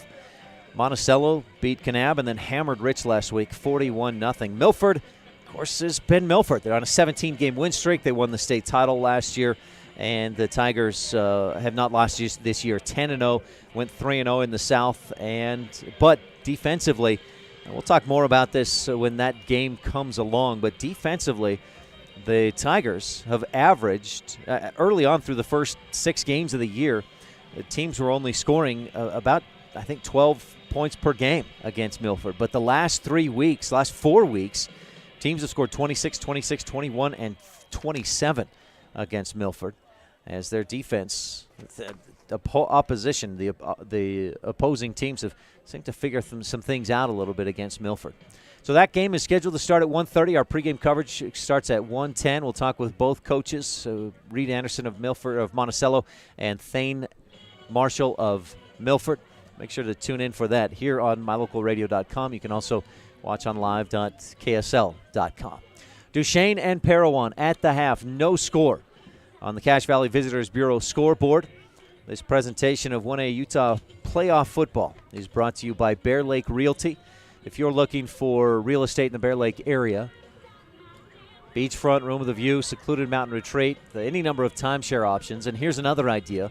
that Gary and Amber McKee at Bear Lake Realty can help you with. Buy a second home, rent it out so it pays for itself. You can enjoy it some of the time as well, and pretty soon you have a second home in beautiful Bear Lake. Call 435-946-8888. That's 435-946-8888 for more details on how to make that happen for you. Bear Lake Realty. Visit bearlakerealty.com. No score. And Parowan will kick this one away to start the second half. The Eagles, Gavin Davis and Jaron Mortensen back deep to return, I believe. No, Mortensen not back there. He's been banged up a little bit the last couple of weeks. Here's the kick. It's off to the right sideline. A short kick rolls its way out of bounds. Did Duchesne touch it? They must have, because no flag flew. And the Eagles will take over from inside their own 20-yard line. What looked like a pooch kick turns out to be a pretty nice kick for Parowan, and Duchesne will take over from their own 16. The Eagles with just 27 yards of offense in that first half. Kason Grant dropped back to pass one time and misfired.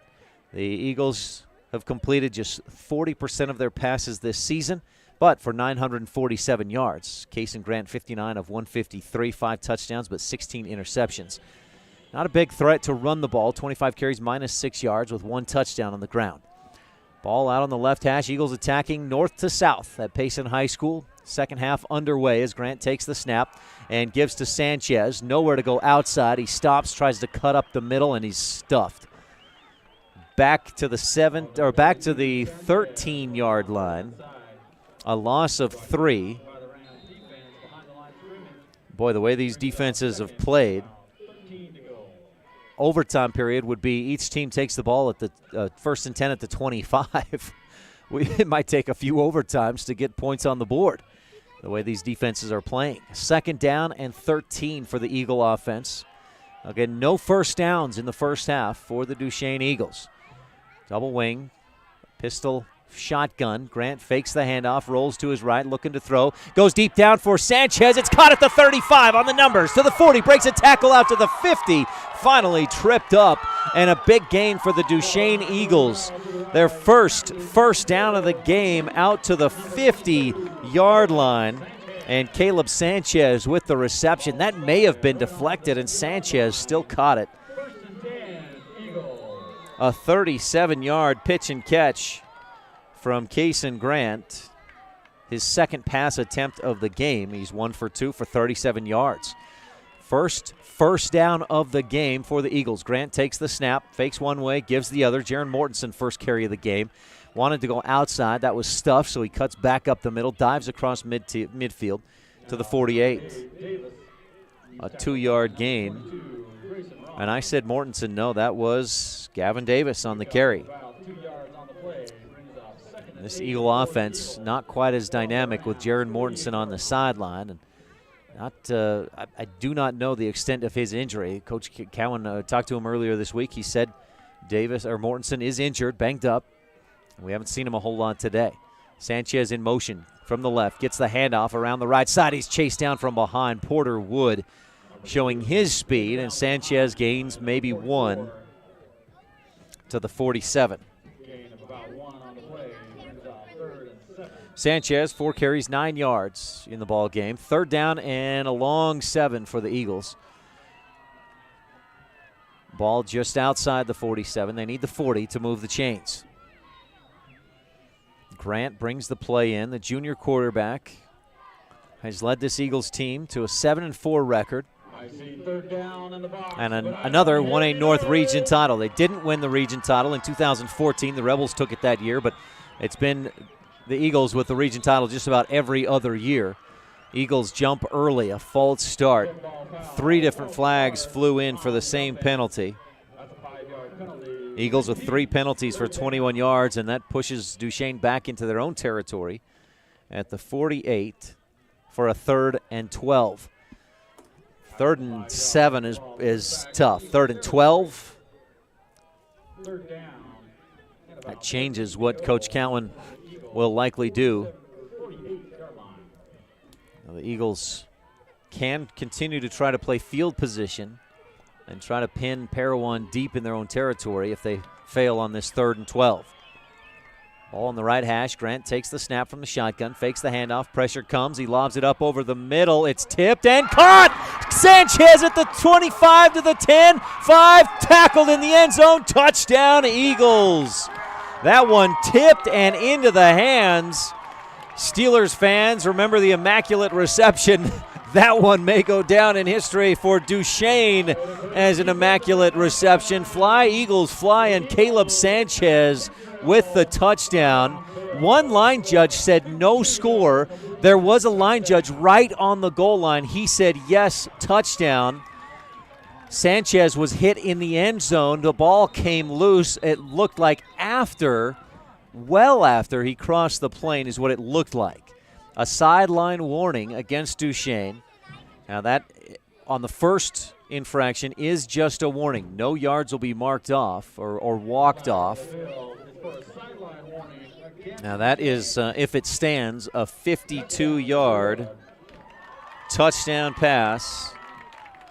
Grant to Sanchez, and the Eagles strike with a big play. Duchesne lined up to kick the extra point.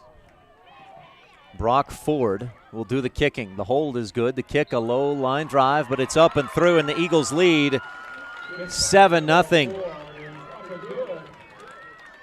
over the Parowan Rams. Third quarter just underway, 8:59 left in the third. We'll take a quick break and be right back on this Bear Lake Realty presentation of 1A Utah Playoff Football on MyLocalRadio.com. As one of the region's most visited websites, MyLocalRadio.com is here to serve you.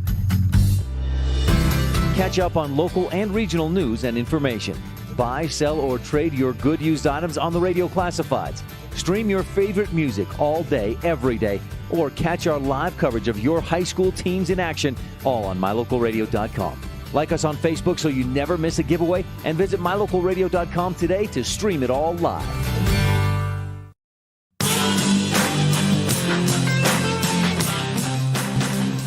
Five plays, 84 yards, most of them coming on a 37-yard catch for Caleb Sanchez and 52-yard catch by Caleb Sanchez.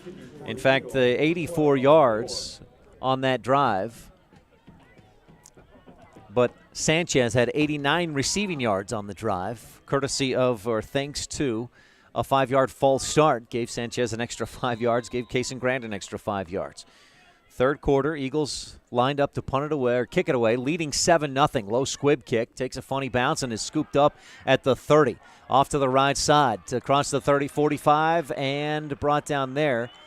Looks like Grayson Robb on the return. And a pretty good return for Robb gives Parowan a 1st and 10 at their own 47-yard line is where they'll spot it. Rams attacking south to north here at Payson High School. Offset eye in the backfield. One man wide out to the left. Wood takes the snap, gives up the middle. Hutch Miller spun around and has nowhere to go. He wrestles his way forward for a yard to the 48.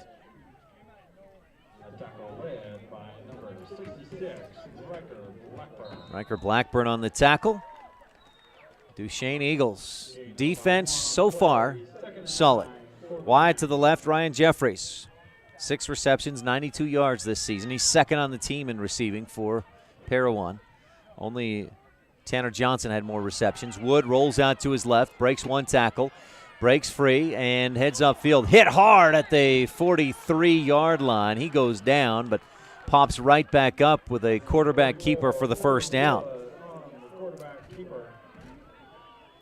They'll spot Wood at the 42 of Duchesne. Rams' 7th first down of the game.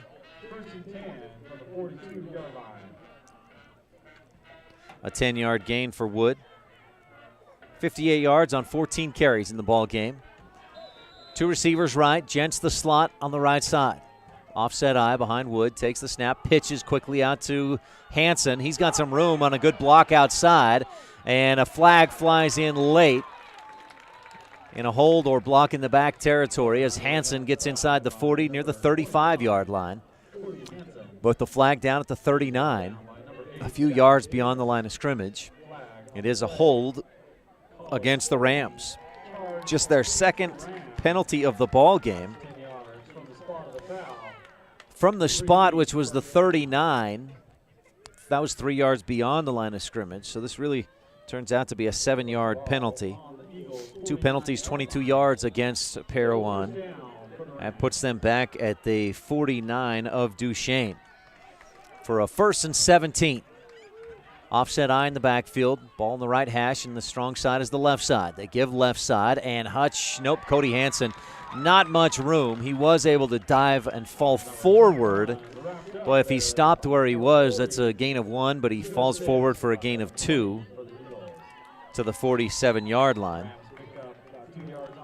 Hansen, 7 carries, 31 yards. He's over 1,000 yards this season. Came in averaging 7.5 yards per carry. So far in this one, he's 7 carries, 31 yards, about 4.5. Wood fakes the pitch right side, looking to throw, nothing open. Steps up away from the pressure, and then he'll be wrapped up from behind and brought down at the 50. Lots of Eagles in the backfield. Not sure.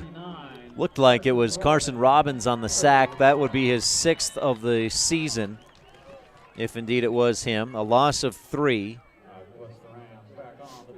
And the Rams have, Porter Wood has dropped back to pass about 8 or 10 times.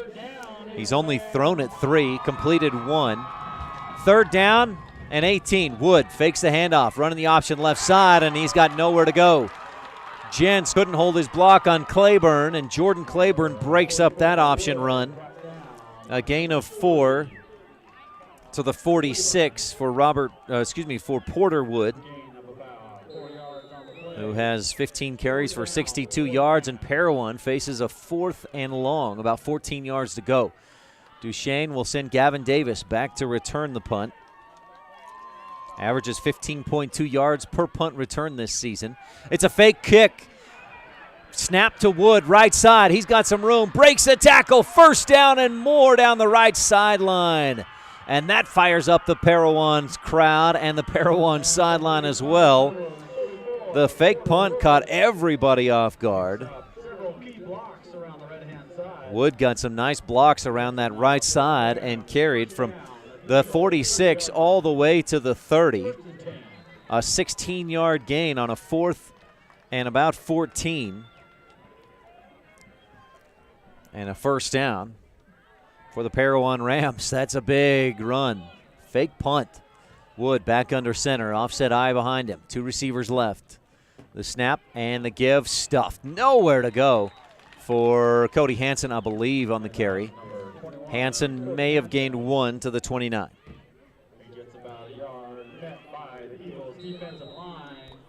Up the middle, nothing there. There's not been much room to run up the middle for either team today. Duchesne has 27 rushing yards. Well, they gained actually a few more than that. Caleb Sanchez, a couple of carries on that last drive, but 36 rushing yards for Duchesne. Wood takes the snap, fakes the handoff, pitches as he's being tackled. Hansen gets back to the line of scrimmage, and nothing more. That's how you play the option right there. The Eagles got pressure in the backfield, forced Wood to make a late pitch. It was a dangerous pitch, and he did get it away. Hansen, though, no gain. They'll spot him back at the 29-yard line. That'll bring up 3rd down for the Rams. So the Rams face a 3rd and 9. They kept this drive alive with a fake punt, 16-yard run by Porter Wood just moments ago.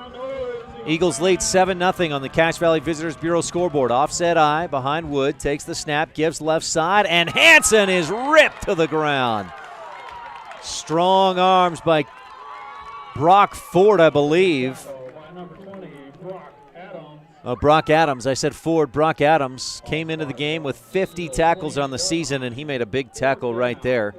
Hansen with a 1-yard gain, has 33 yards on 10 carries. And it's 4th and 8.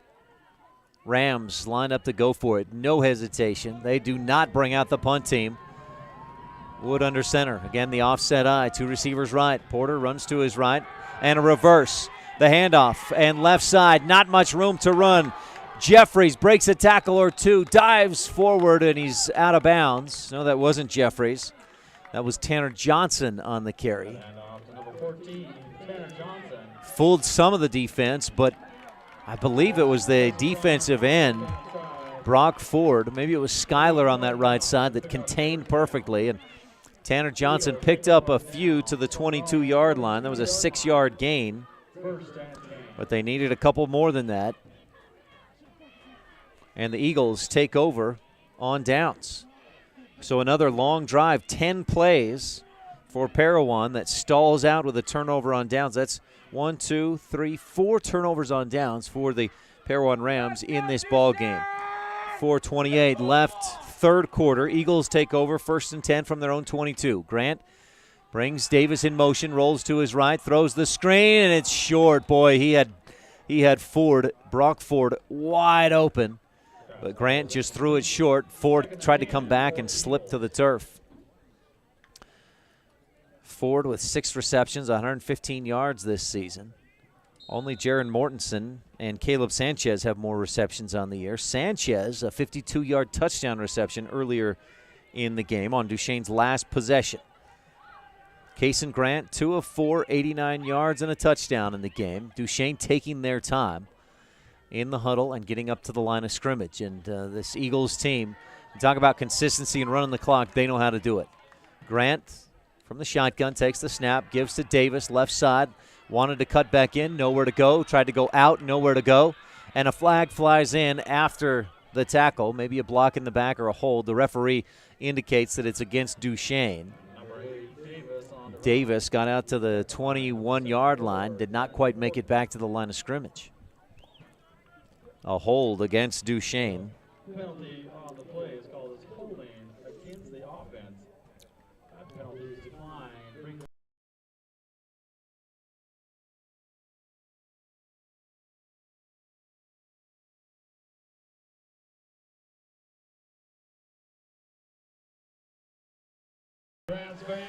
All right, the Eagles facing a 3rd and 10. Parowan declined the penalty. Grant takes the snap, runs to his right, late pitch at the 20. Sanchez at the 25. He's hit hard out of bounds by Hutch Miller. A big hit from sophomore to sophomore. Sanchez out. They'll spot him at the 29-yard line. I believe that was number 23, Hutch Miller. Nope, they'll spot him at the 29. A 7-yard gain for Sanchez, who has 16 rushing yards on 5 carries, and the lone touchdown of the day for either team. Duchesne leads 7-0 on the Cache Valley Visitors Bureau scoreboard. Eagles lined up to punt it away. Back deep to return, Hutch Miller. Low line drive, wobbly end over end, takes a nice bounce right into the hands of Miller. Starts right, has nowhere to go. He's wrapped up, breaks a tackle across the 40 to the 42. So Miller had one other punt return of about 18 yards, this one for about 5. And Parowan will take over 1st and 10 from their own 42. They've had good field position today. Their best was at the Duchesne 47. They went 15 plays, but turned it over on downs at the Duchesne 4. The Rams have not scored.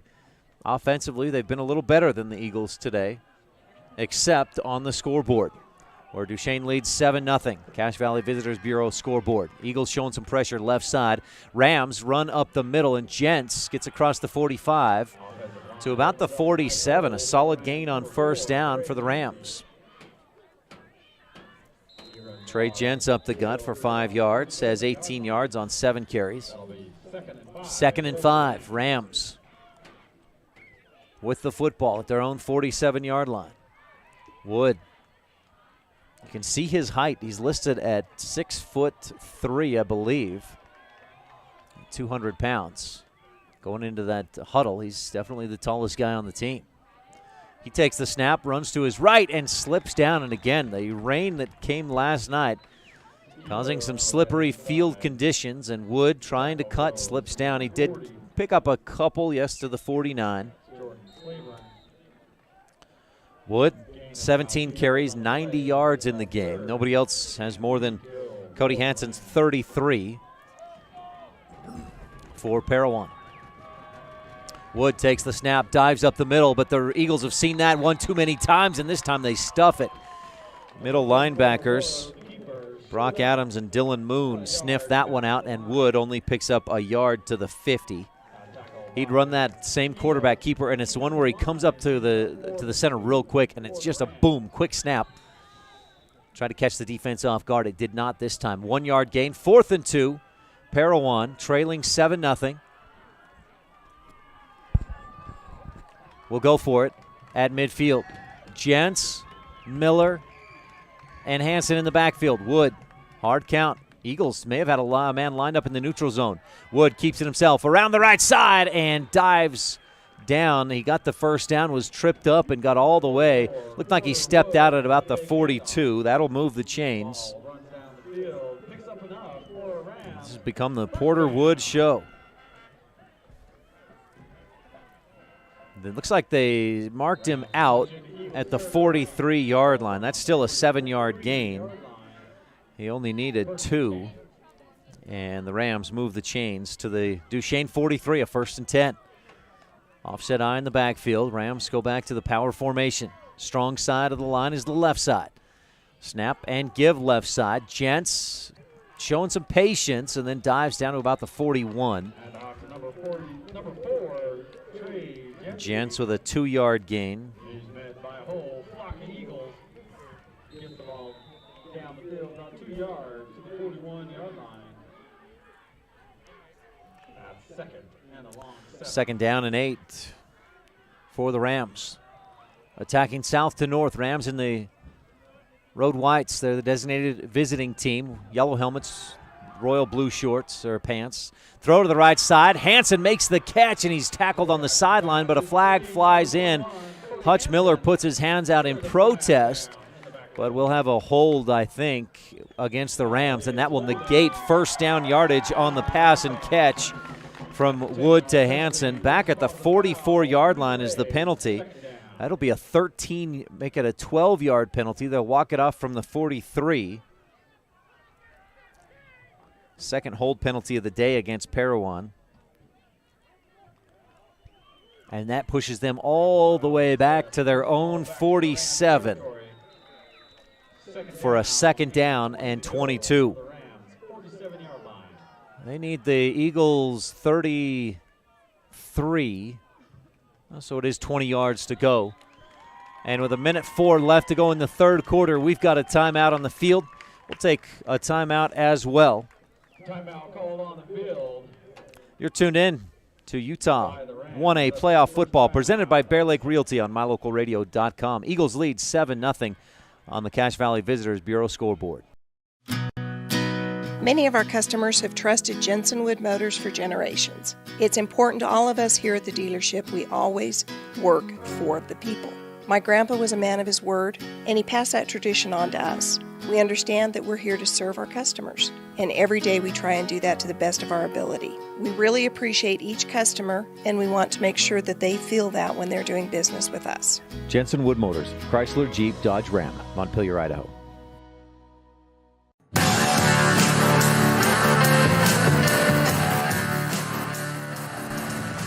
Third quarter action, Duchesne, a 52-yard touchdown pass from Kason Grant to Caleb Sanchez. The Eagles lead 7-0. Parowan with the football, a 2nd and 20 from their own 47.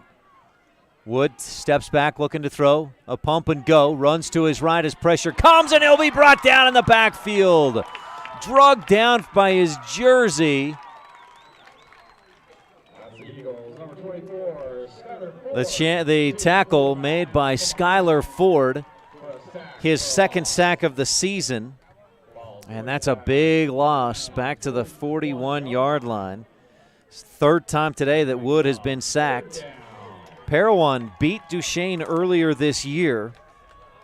That game was at Duchesne, and Parowan won 14-7.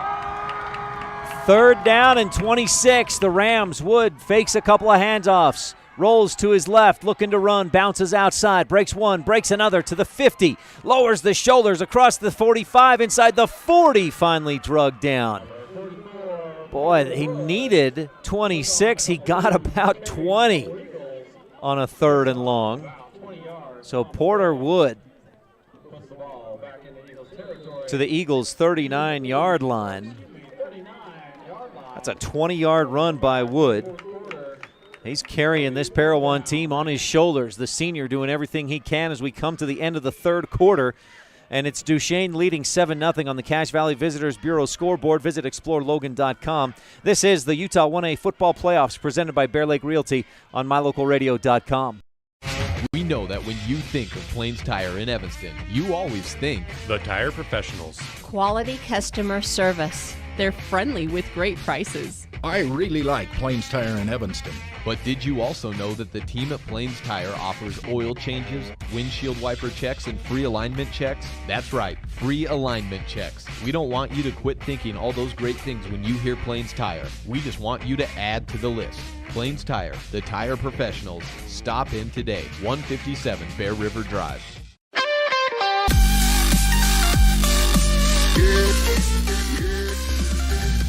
Fourth and final quarter, Duchesne had 27 yards of offense in the first half and no first downs. But the Eagles have the lone score of this football game. A 52-yard touchdown pass from Kason Grant to Caleb Sanchez, and the Eagles lead 7-0.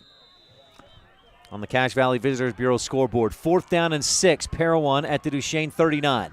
Wood takes the snap, fakes up the middle, quarterback keeper, right side option, and he's down to the 32-yard line. Wood will move the chains. And Dixon Jones, offensive lineman, fired up after Wood moves the chains on another gutsy run to the 32. He needed 6, he got 7. That's 125 rushing yards for Porter Wood on 21 carries. Second first down of the drive. Parowan faced a 3rd and 26. Wood runs for 20 and then 7 to move the chains. First down and 10. Parowan. Wood under center. Miller, the ball carrier, up the gut, nowhere. Maybe half a yard. They may spot him at the 31.5. But Hutch with nowhere to go. That run up the middle, that's where Hutch Miller's been so good this year, but came in averaging 9 yards per carry. Has 6 carries for 7 yards in this ball game. Cody Hansen over the 1,000-yard mark on the season, but just 33 yards on 10 carries in this game. Trey Jentz, 8 carries, 20 yards. Offset eye, power eye in the backfield. Wood again to Jentz, left side this time. He breaks through, tripped up, and dives forward for near first down yardage. Close to the 20. We'll see where they spot it. But Trey Jentz found a little crease on the left side, and his quick feet got him through it to the 22-yard line. A 10-yard gain for Jentz. Ball's on about 23-yard line, 1st and 10. So the Rams move the chains again. Same power I formation in the backfield. Wood gives again to Jentz. Started right, nowhere to go. Bounces back left. Finds a small lane and gets inside the 20 to about the 19-yard line. Runs around the left-hand side. Picks up about 3 yards. 2nd and 7. They will spot it at the 19. A 3-yard gain for Jentz, who's at 33 yards on 10 carries.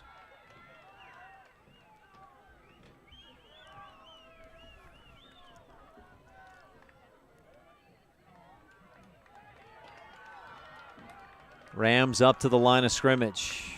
1 receiver wide right, 3 in the backfield. Wood fakes a handoff, rolls right, and throws for the end zone, just short. Intended for Ryan Jeffries. On the deep out corner route. Wood in the game completed his first pass for 33 yards. Since then, he's 0 for 3. Eagles lead 7-0 on the Cache Valley Visitors Bureau scoreboard. Great food, historic lodging, incredible entertainment, fantastic family fun, outdoor recreation, and more.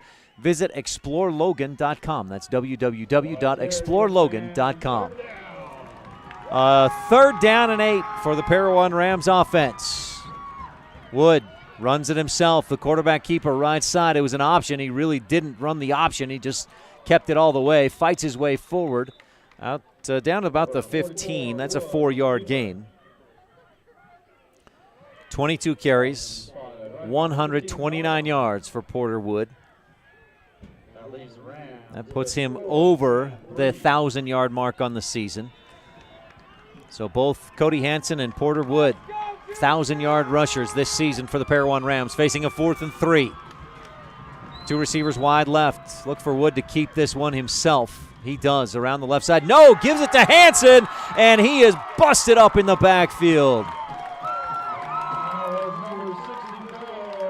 Dylan Moon, the middle linebacker, who came in with 73 tackles on the season, leads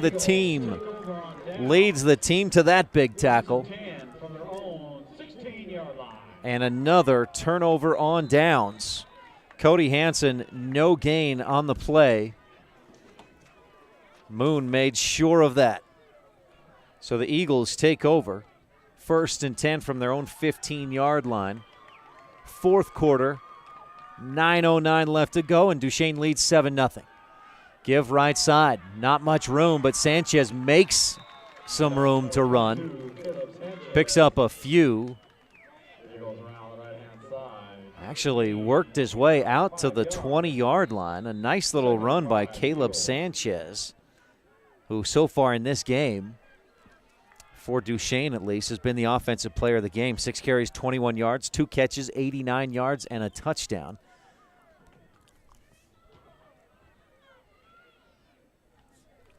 Eagles had no first downs in the first half. They only have 1 first down in the second half, but they lead 7-0.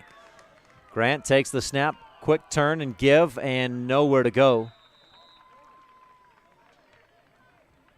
for Brock Adams, I believe, the ball carrier. Grant hands off to number 20, Adams. Adams back to the line of scrimmage. No more. On the play, brings up 3rd down for the Eagles. Adams, 4 carries, 1 yard in the game. A couple of carries of -3 yards have kept his total low. Sanchez, the leading rusher for this Eagles team, 21 yards in the game. That is not typical of a Duchesne offense.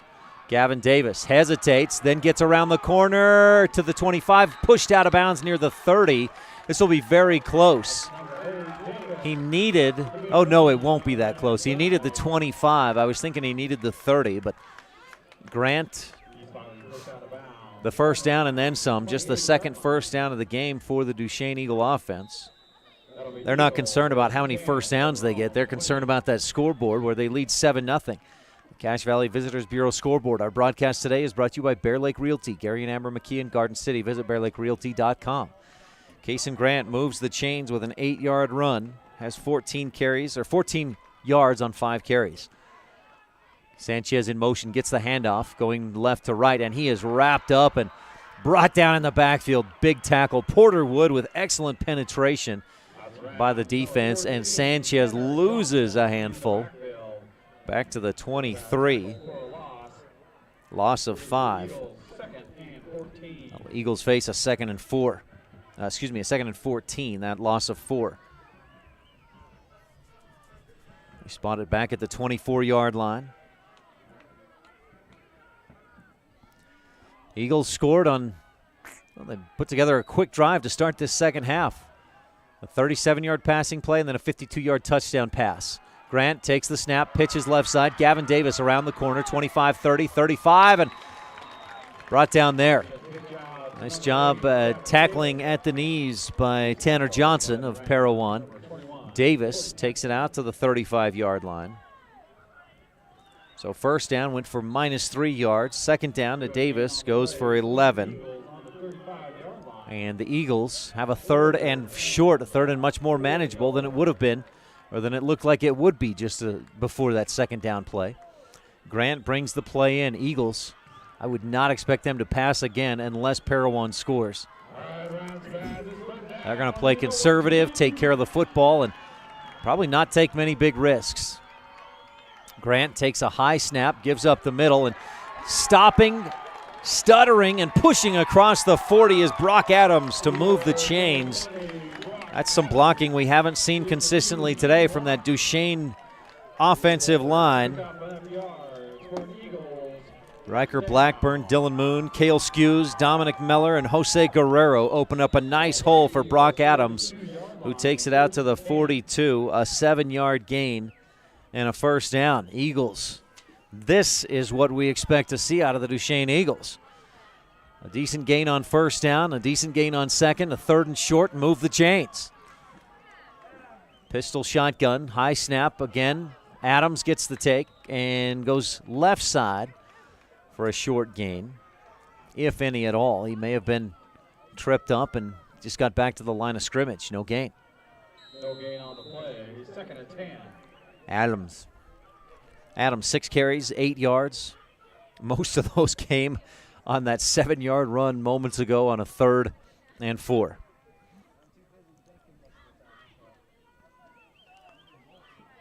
Second and 10. Eagles taking their time with just over 5 minutes to go in the fourth quarter. Grant better hurry. Just gets the snap off before delay of game. Adams handoff left side. Puts a hand down and gets a couple extra yards across the 45. Looking like, this is an old reference, Larry Zonka. Who's a more modern fullback type reference there? Boy, you just don't see those powerful backs a whole lot. Maybe Todd Gurley, but I don't see him putting the hand down a lot like that. Adams picks up 4 to bring up a 3rd and manageable 6. One in the backfield. Sanchez in motion. Broken play. Pitch to Sanchez right side. A little bit of room to run. Can he make one man miss? No, he cannot. The Rams get out there defensively. That play was almost broken up in the backfield. Grant just got the pitch off in time. Sanchez stopped at the 49, a 3-yard gain with 4:13 left to go. And the Eagles leading 7-0 on the Cache Valley Visitors Bureau scoreboard. Parowan takes a timeout. Duchesne will have a 4th and 2 when we return on this Bear Lake Realty presentation of 1A Utah playoff football on mylocalradio.com. Once you've visited the Bear Lake Valley, you'll want to come back many more times. Realtor Gary McKee and the team at Bear Lake Realty can show you ways you can own a piece of the lake. Whether you want a summer home, a lot, a quarter share in a home, or a place to live year-round, Gary McKee is the #1 real estate agent in Bear Lake. Visit with Gary today and learn about all the options you have. Bear Lake Realty in Garden City, Utah. Visit bearlakerealty.com.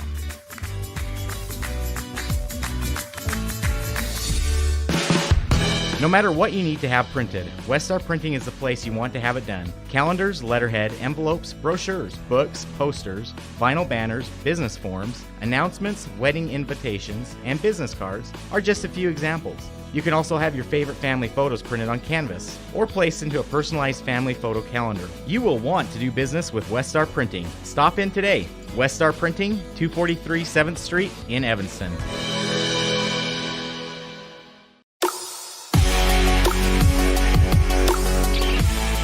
Fourth and 2. Eagles lined up to go for it here. We'll see if they go through with it. I'm sure we'll have a harder count. Grant in the shotgun. Sanchez in motion, left to right. Starts right, then comes back to his left. And the Eagles take another timeout. I thought we might see that hard count attempt. The hard count seems like a harder thing to do from the shotgun. But teams have had to adjust and start doing that with so many more teams going to that shotgun formation full time. They've just figured out a way to give the hard count despite the difficulty of doing that from the shotgun formation. Duchesne leads 7-0. Eagles had no first downs offensively in the first half. Parowan has had it inside the Duchesne 20-yard line twice and turned it over on downs. Drives have stalled for the Rams, the second best offensive team this season in points scored in 1A football. Duchesne just fifth in points scored, but a defensive battle is what we thought we might have, and it's what we've had. The number 1 ranked defense in Parowan against the number 2 ranked defense in Duchesne.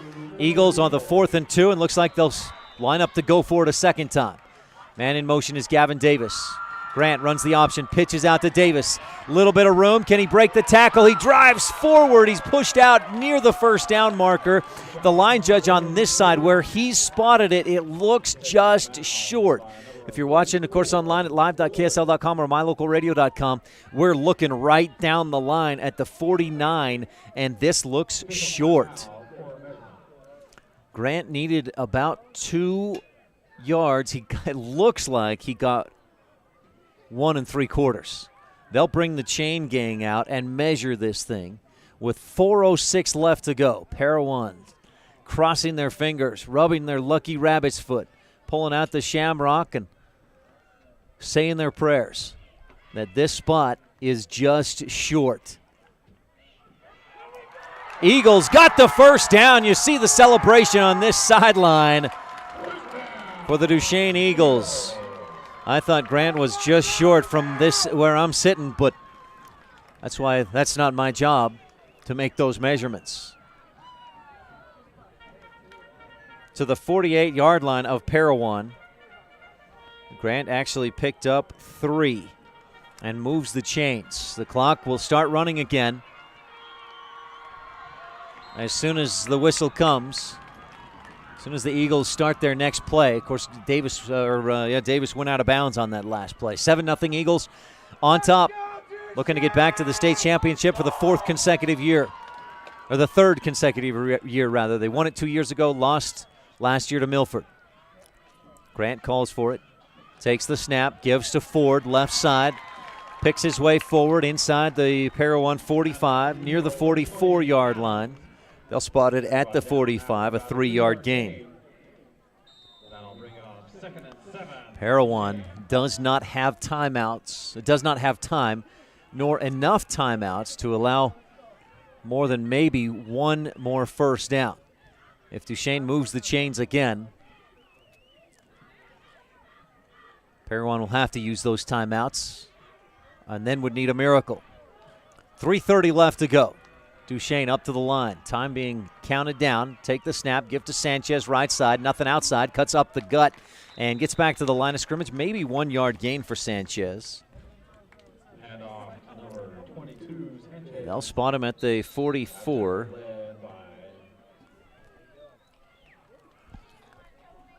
Number 67, Dixon Jones. 3 minutes left to go in this football game. Eagles scored on their first possession of the second half, a 52-yard touchdown pass from Kason Grant to Caleb Sanchez. Parowan has had it twice inside Duchesne's 20-yard line and could not score. 2 turnovers on downs. Big 3rd down and 6 here. A long 6. Sanchez in motion and a flag flies. A false start. Dead ball foul against the Eagles, so that'll make 3rd down tougher. 3rd false start of the game for this usually very disciplined Eagles team. Dead ball foul.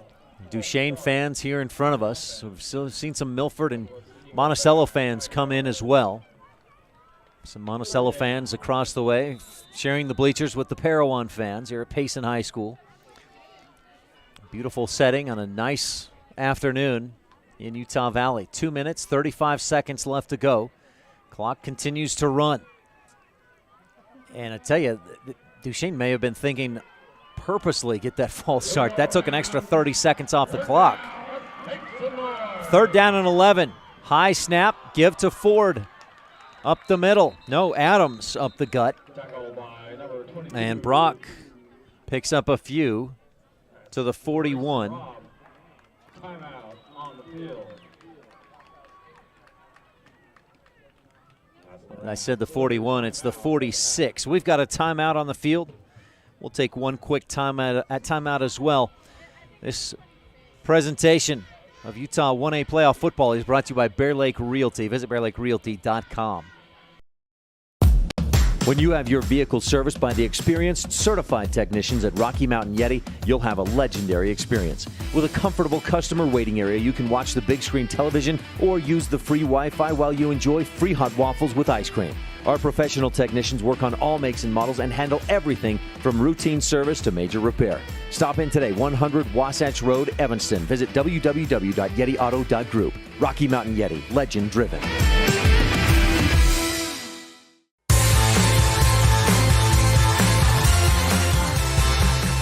Big question here for the Duchesne Eagles. Do you punt it away and trust your defense with giving Parowan a long field? Or do you trust your offense enough to get 8 yards on a 4th down near midfield? Looks like Coach Cowan thinks, I trust my offense. Sanchez in motion.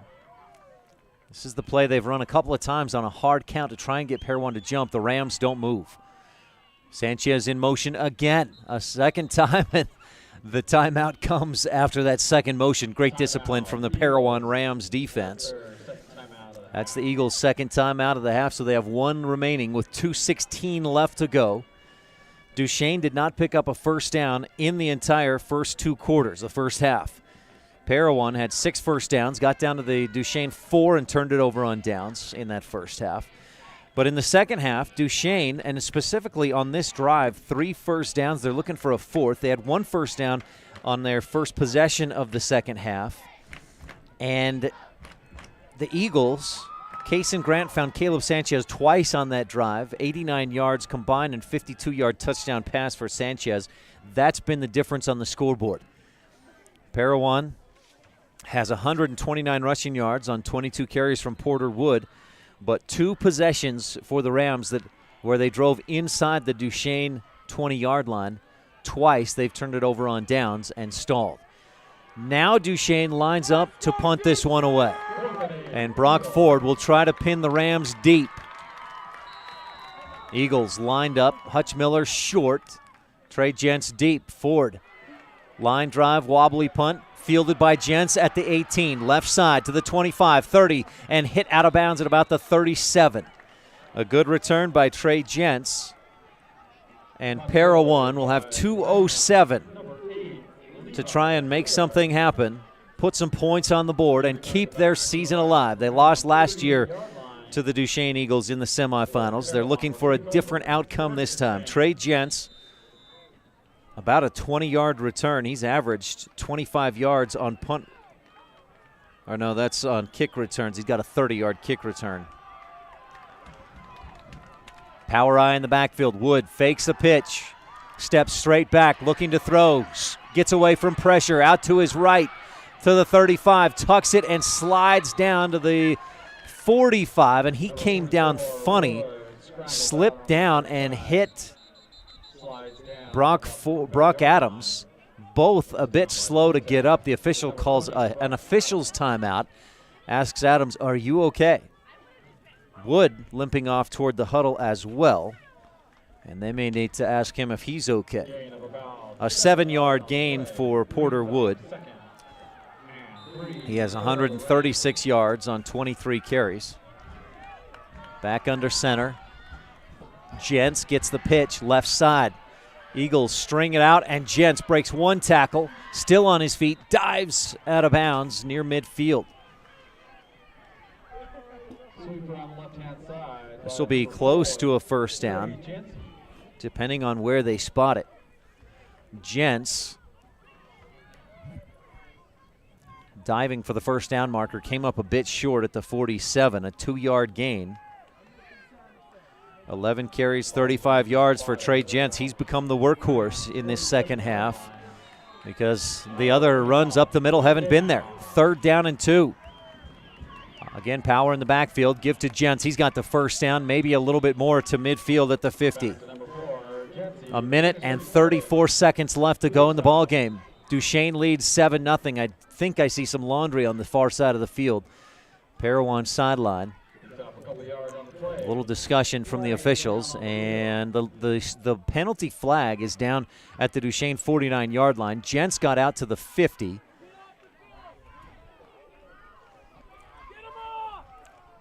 The officials, 3 of them, conferencing right at midfield.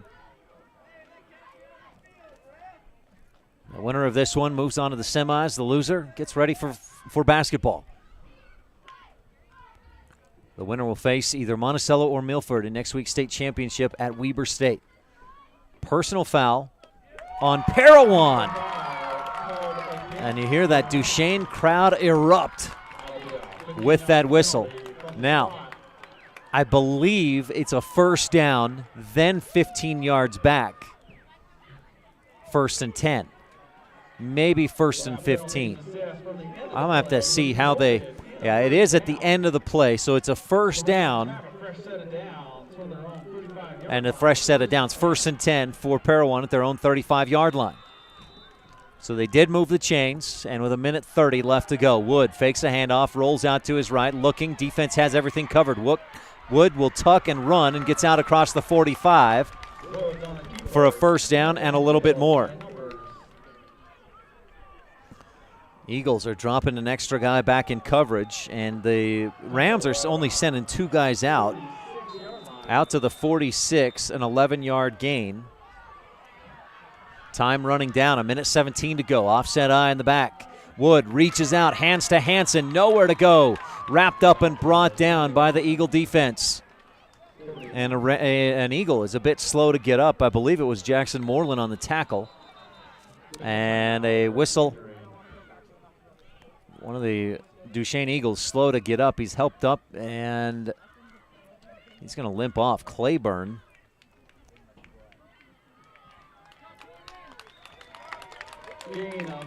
Junior Jordan Claiborne stops the clock for both teams. Sanchez checks into the game.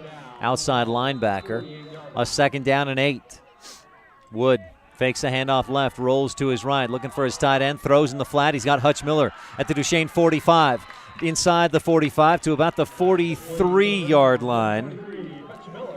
Hutch Miller on the catch. They'll spot it at the 43. A 10-yard gain. Hutch Miller, been a pretty good target this year for Porter Wood. 1st and 10, 48 seconds to go. Duchesne leads 7-0. Offset eye behind Wood under center. Takes the snap, rolls left, looking, tucks and runs inside the 40, 35. Spins to near first down yardage with 34. The Eagles stuff him. Parowan's going to have to hurry unless Coach Miller calls a timeout. Wood.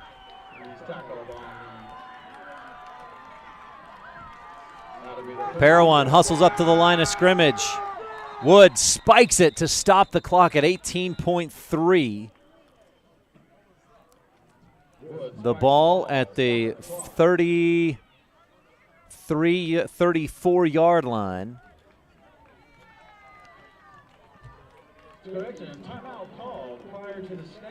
The Rams. Oh, Duchesne had called a timeout prior to the snap, so that incompletion or that down usage, not a factor. It'll remain 2nd down for Parowan.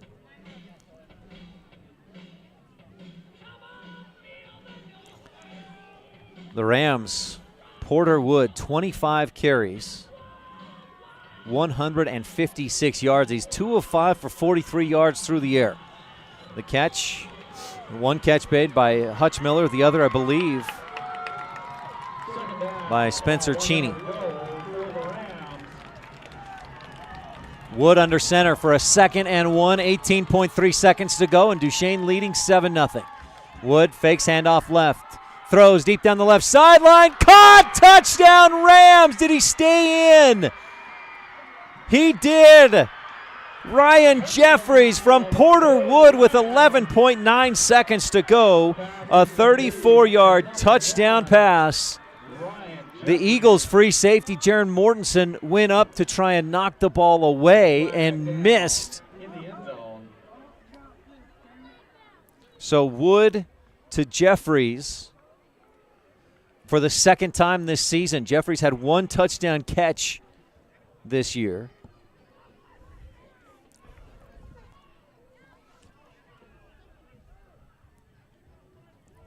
A flag flew, dead ball. Unsportsmanlike conduct against Parowan. The touchdown count. So, boy, that makes things interesting because does Parowan, they might have thought about going for 2 for the win. With that unsportsmanlike conduct, I got to think they'll kick the extra point and try to force overtime. That's a 15-yard penalty, so that pushes it back and makes for a long kick on the extra point to the 18-yard line. Big point after try here. The snap held by Hutch Miller. The kick is up, has the distance, and it is through. The Rams have tied it with 11.9 seconds left to go. Porter Wood, 34 yards to Ryan Jeffries for the score. Porter's 7th touchdown of the season, just his 3rd completion of the game. And despite the long extra point attempt, it's good. We're tied at 7. That drive, Parowan overcame 2 penalties, a personal foul and an unsportsmanlike conduct. 8 plays, 62 yards, and a minute. Let's see. A minute and 55 seconds to tie the score at 7. That was the 3rd trip. Well, Parowan had gotten 2 trips inside the red zone earlier in the game and had not scored. Turned it over on downs twice. This time they find the winning formula with Porter Wood, a perfect and pretty pass to Ryan Jeffries down the left sideline. And Jeffries made a high catch. 2 or 3 more steps, he was in the end zone. Here's the kickoff. A high kick fielded by Davis at the 10. Gavin to the 20, left side, 25 to the 30. Finds some room, 35, pushed out at the 40 with 5.2 seconds to go. A nice return by Gavin Davis. Gavin this season averaged 16 yards per kick return. Duchesne takes over 1st and 10 from their own 38-yard line. That was a 28-yard return. Does Coach Cowan go for something deep here? You got to know that Parowan will send 2, 3, maybe 4 guys back deep. Unless Duchesne just says, you know what, we're going to play it safe like we have all game long, and we'll play for overtime. We'll see what the Eagles do on this play. Brock Adams comes to the sideline, gets the play call from Coach Cowan, heads back into the huddle. Duchesne is going to run out of time on the play clock. Kason Grant just told his wide receiver to come back. 4, 3, 2, 1. We'll have a delay of game. The flag flies, and the Eagles took too much time. Flag on the field, dead ball foul, delay of game on the offense. That's a 5-yard penalty. 6th penalty of the game for the Eagles. 1st and 15 for the Eagles. Makes it a 1st and 15 from their own 33. Looks like they'll take at least the formation looks like they'll take a knee. Grant takes the snap and does take a knee, and we are headed to overtime. 7-7 in the semifinals. Parowan and Duchesne heading for overtime. We'll take a quick break, and we'll be back with your overtime period right after this on a Bear Lake Realty presentation of 1A Utah playoff football on mylocalradio.com. If you've dreamed of owning your own beachfront property at beautiful Bear Lake, but think you can't afford it, think again, because you can. It's an investment you can rent that pays for itself, and you can enjoy it too. Realtor Gary McKee and the team at Bear Lake Realty can help make your dream come true. Visit with Gary today, because you'll never know unless you ask. Bear Lake Realty in Garden City. Visit bearlakerealty.com.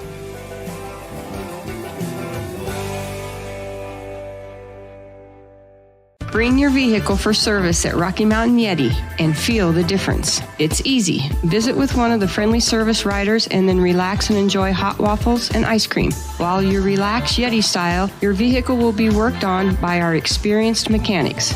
From regular maintenance to major repairs, we do it all. Have your service work done at Rocky Mountain Yeti in Evanston and feel the difference. Get Yeti'd today. Ooh, yeah. 100 Wasatch Road in Evanston. My name is Dr. Micah Pullins. I'm an orthopedic surgeon at Evanston Regional Hospital. Orthopedic surgery is the practice of medicine centered around bones and joints. It's all about movement and activity and getting that to be less painful. Watching a patient with a specific problem, whether that's pain or decreased range of motion, and being able to treat them, by far the best part of my job.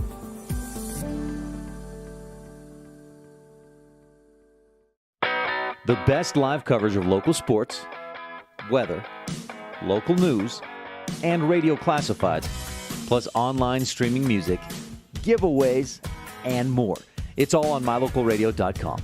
Watch as your high school teams clash with their biggest rivals. Listen to the latest from your team's coaches. Catch up on local and regional news and stream your favorite music. Visit mylocalradio.com. Like us on Facebook and stream it all live.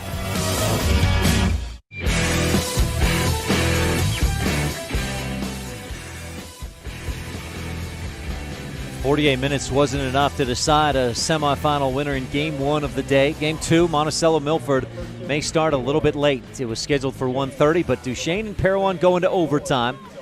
The Eagles scored to start the second half. Parowan Rams scored to end the second half with 11.9 seconds. Porter Wood found Ryan Jeffries 34 yards for the score to tie it. Both these teams have relied on their running game so much this year, but it's the passing game that has made the difference in this game offensively for both Duchesne and Parowan. Passing game scored the touchdowns for these two teams. So the overtime period begins. If you're unfamiliar with overtime in high school football in Utah, it's each team gets one opportunity, 1st and 10 from the opponent's 25-yard line. And 1st and 10 is just like college football. See what happens. If you score, your opponent, whatever you do, your opponent has an opportunity to match or better that. And you go until somebody outscores the other. So Duchesne will have it first in overtime number 1. Eagles from the Parowan 25-yard line. Eagles' running game has not been real effective today. We'll see if they can get that going. Jaron Mortensen into the game for the first time as the fullback today. And he'll get the carry. Left side, breaks the tackle, 20 to the 15 to the 10, breaks free, down near the 5-yard line. Big straight arm from Jaron Mortensen. And I don't know if Coach Cowan was holding him off as kind of a secret weapon to a Tagovailoa type thing, but Mortensen with a big carry down to the 8 moves the chains. Duchesne first down. Jaron Mortensen's first carry of the day goes for 17 yards and sets Duchesne up with a 1st and goal at the 7. Make it the 8-yard line. High snap, give to Mortensen, and this one busted up in the backfield. Ryan Jeffries got good penetration. Oh no, Cody Hansen, great penetration into the backfield, and Mortensen loses one. Loss of just over a yard. Pushes the ball back just past the 8-yard line. Still 2nd and goal, Duchesne. Out just outside the 8. A 2nd and goal for the Eagles. One man wide right. Slot on the left side. Caleb Sanchez, man in motion. Fake the handoff to Mortensen. A whistle and a false start. Whoa, false start on the Parowan Rams was the indication from the line judge. But the Whitecap, the referee says correctly, on the Eagles. 4th false start of the day for Duchesne. They overcame a false start on their scoring drive to start the third quarter. We'll see if they can overcome a false start in overtime. That pushes them back to just inside the 14-yard line. A 2nd and goal. Eagles and Rams tied. Eagles struck first in the 3rd quarter. Rams matched in the 4th. Grant sends a man in motion, takes the snap, running the option, fakes the pitch, cuts upfield, and Porter Wood hits him down at the 14. So that's a loss of 1.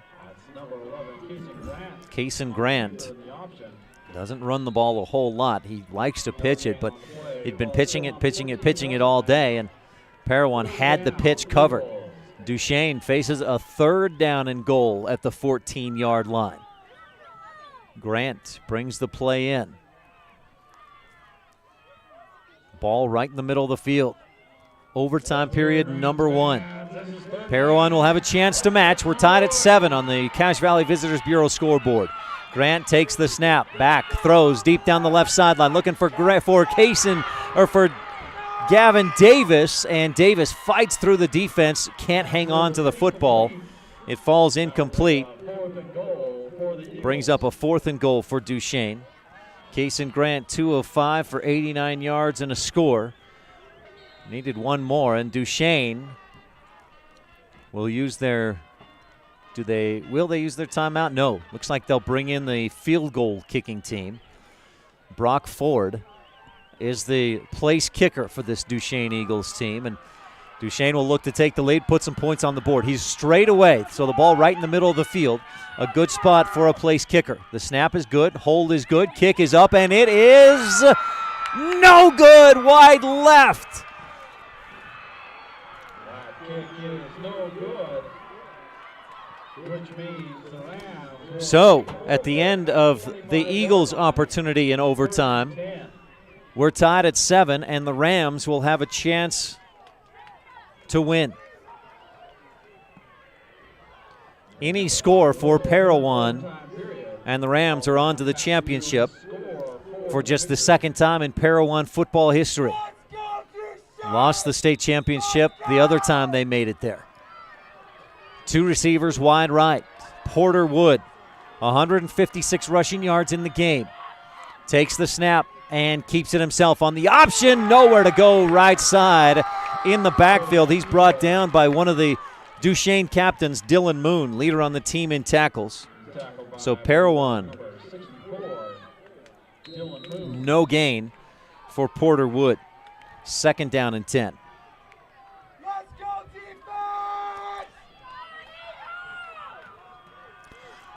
Power eye in the backfield. Wood takes the snap. Starts right, then rolls to his left. Pressure comes. He throws over the middle. Picked off! Duchesne intercepts it, and Gavin Davis takes it back to the 2. Duchesne fans go nuts, and we're headed for overtime number 2.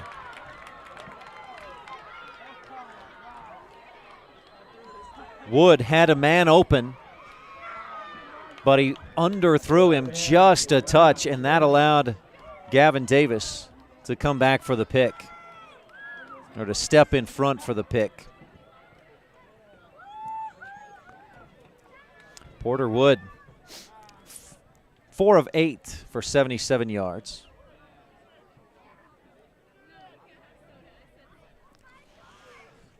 I believe Parowan will get it to start the 2nd overtime. We'll take a quick timeout. We'll be back with overtime number 2 right after this on a Bear Lake Realty presentation of 1A Utah playoff football on mylocalradio.com. The sequence of possession. So Rams will start. Some folks say that life can be measured in seasons. At Auto Farm Castle Rock Chevrolet in Evanston, we have vehicles for every season. From new to experienced drivers, we understand that safety, affordability, and great mileage are always on the must-have list. So whether you're just starting out or it's time to expand your fleet, we've got every season covered. Auto Farm Castle Rock Chevrolet. Stop in today, 624 Front Street, Evanston. We're a different kind of dealer.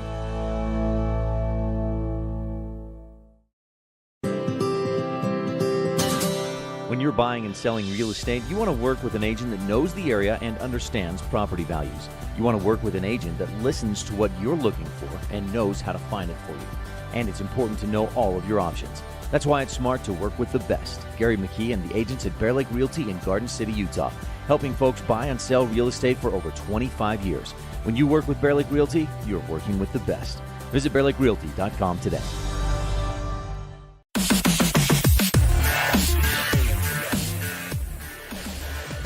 Well, overtime number 1 in the books. The Eagles got it and got a first down on their first play, but then stalled out, attempted a field goal that was wide left. The Rams' second play from scrimmage in overtime. Porter Wood rolls left and throws, intercepted by Gavin Davis, so we head to overtime number 2. Rams will have it first at the Duchesne 25-yard line. The Eagle defense has allowed one score today. Of course, it's 7-7, so the same could be said for the Rams. These are the top two defenses in 1A football. The Rams, the second best scoring offense in 1A, 36 points per game. Duchesne averaged just 19 points per game. Wood under center. Hutch Miller comes up, says a couple of words, and then backs up to his offset eye position. Pitch out left side. Cody Hansen hesitating, starts outside, cuts back in, and he's wrapped up and brought down. A short gain. They'll spot him near the 21-yard line. So I think I may have said Davis. Hansen on the carry. Picks up 2, maybe 3 yards. We'll see where they spot him. Hansen's showing some good patience around the outside, but the more patience around the outside, the more time it gives the defense to come to get to the outside. A 3-yard gain for Hansen, 2nd down and 7.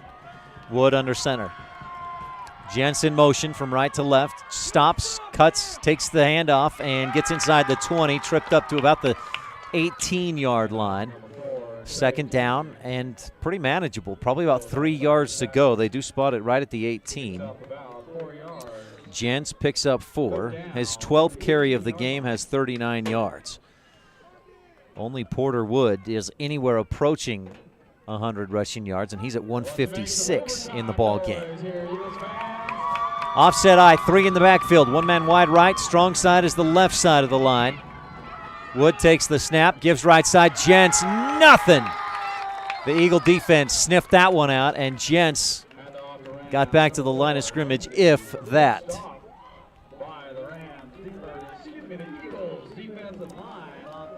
Brings up a 4th down and 3. Coach Carter Miller, we'll see what kind of confidence he has in his team. Kicked a long extra point after an unsportsmanlike conduct following their touchdown.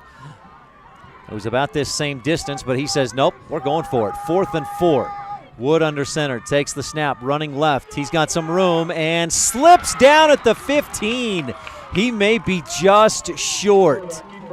Some rain last night gave us wet field conditions. Line judge on the Duchesne sideline came in and spots it short of the 25. Referee says, we don't need a measurement. That's a turnover on downs. So the Eagles can take the lead in overtime number 2. They'll take over 1st and 10. Woods' 27th carry of the day goes for 2.5. He needed it to go for 3. 159 rushing yards in the contest. Duchesne 1st and 10 from the Parowan 25-yard line. Overtime number 2, tied at 7. Both teams scored in the second half a touchdown. Both teams failed in overtime number 1. Jaron Mortensen, the fullback, behind Grant. Sanchez gives to to Adams, left side. He'll break a tackle or two and be pushed out at the 22. That was a double reverse as they gave it to Sanchez, who gave it to Adams. A short gain for Brock Adams. I'm sure he's somebody's favorite player, but I don't have his name. Number 57 on the tackle.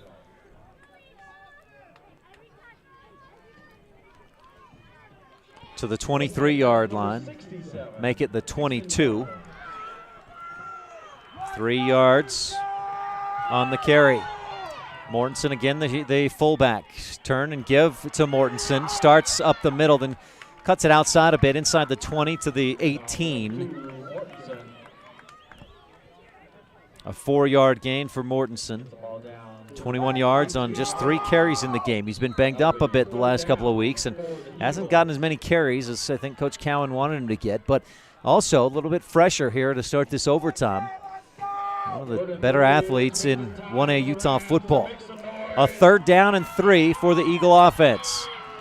Grant takes the snap, gives to Mortensen, and he is hit hard.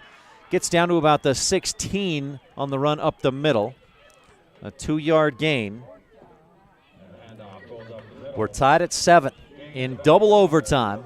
They'll spot Mortensen out closer to the 17-yard line and bring up a 4th and 2. Eagles had a 4th and from the 14-yard line. It was a 28-yard field goal just a few minutes ago, and Ford just missed it wide left. Coach Cowan decides this time not to kick the field goal. It would be just a little bit longer. Eagles, Grant takes the snap, keeps it himself, stuffed. He stretches out and gets to the 16, but nothing more. And Parowan lives to see a third overtime. So both teams fail in the first and second overtimes. We're tied at 7 as we head for overtime number 3, and we'll be back with it right after this on a Bear Lake Realty presentation of 1A Utah playoff football on mylocalradio.com. Some folks say that life can be measured in seasons. At Auto Farm Castle Rock Chevrolet in Evanston, we have vehicles for every season. From new to experienced drivers, we understand that safety, affordability, and great mileage are always on the must-have list. So whether you're just starting out or it's time to expand your fleet, we've got every season covered. Auto Farm Castle Rock Chevrolet. Stop in today, 624 Front Street, Evanston. We're a different kind of dealer.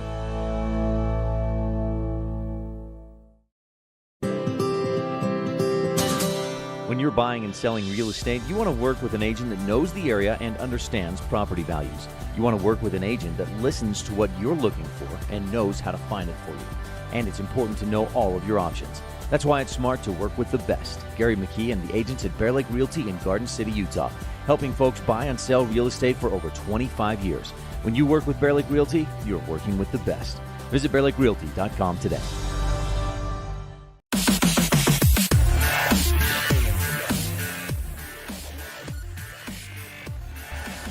Heading for overtime number 3. Monticello and Milford waiting in the wings to get their game going. Duchesne scored at the beginning of the second half. Parowan answered at the end of the second half. And both teams have failed on their 2 opportunities in overtime. Eagles had the best shot, a 28-yard field goal that missed just wide left.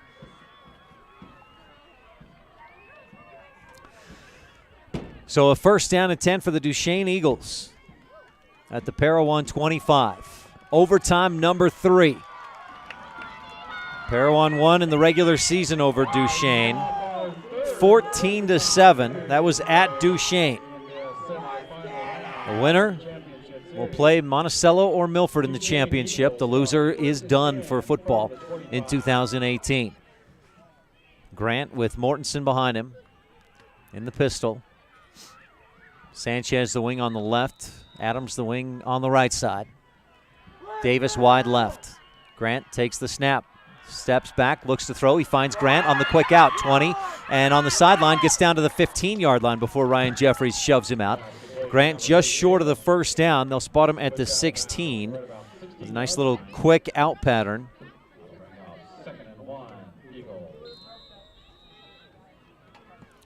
Casey Grant, 3 of 6, 98 yards in the game. Gavin Davis with his first reception of the day.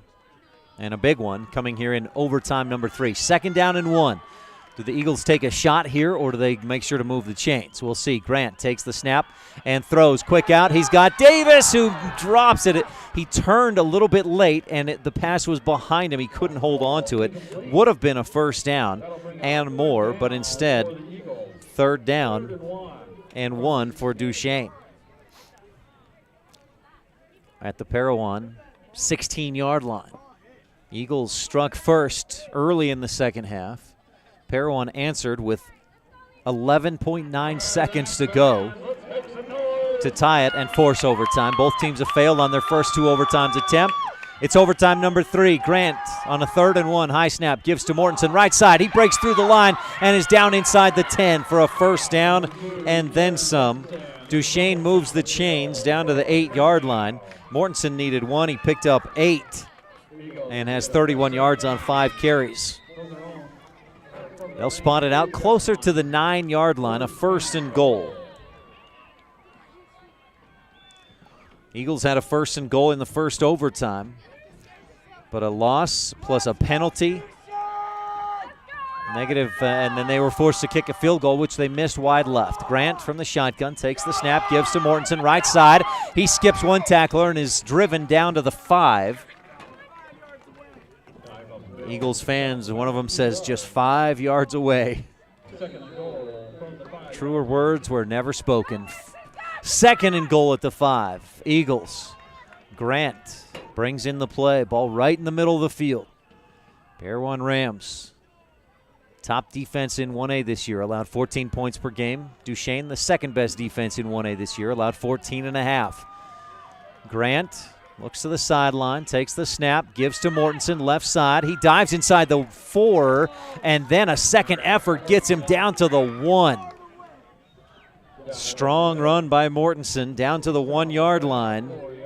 A gain of 4, and the Eagles just need 3 feet. 36 inches away from taking a lead in overtime number 3. Parowan will have a chance to answer no matter what Duchesne does here. Eagles up to the line. The Duchesne crowd gets loud. Grant steps up under center, takes the snap, and he is stuffed. Trying to keep it himself and drive forward, has nowhere to go. The Parowan defense holds strong to bring up a 4th down and goal from the 1. Grant jogs to the sideline. Again, gets the play from Coach Cowan. Jerry Cowan, a .775 win percentage as Duchesne's coach. The Eagles all-time a .555 win percentage. Looking to get back to the state title game for the 3rd consecutive year. 4th and goal at the 1. Grant takes the snap, gives to Mortensen, right side, and he dives in. No indication yet. Yes, the far sideline official comes in indicating touchdown. Duchesne has taken a 13-7 lead. Jaron Mortensen, who did not have a carry in the ball game until overtime began, has 41 rushing yards and a touchdown in overtime and has given Duchesne a 13-7 lead. By rule, here in this 3rd overtime, the Eagles have to go for 2. Grant takes the snap, looking for that quick out. He finds Davis in the end zone. It's good. Davis makes the catch. And the Eagles lead 15-7.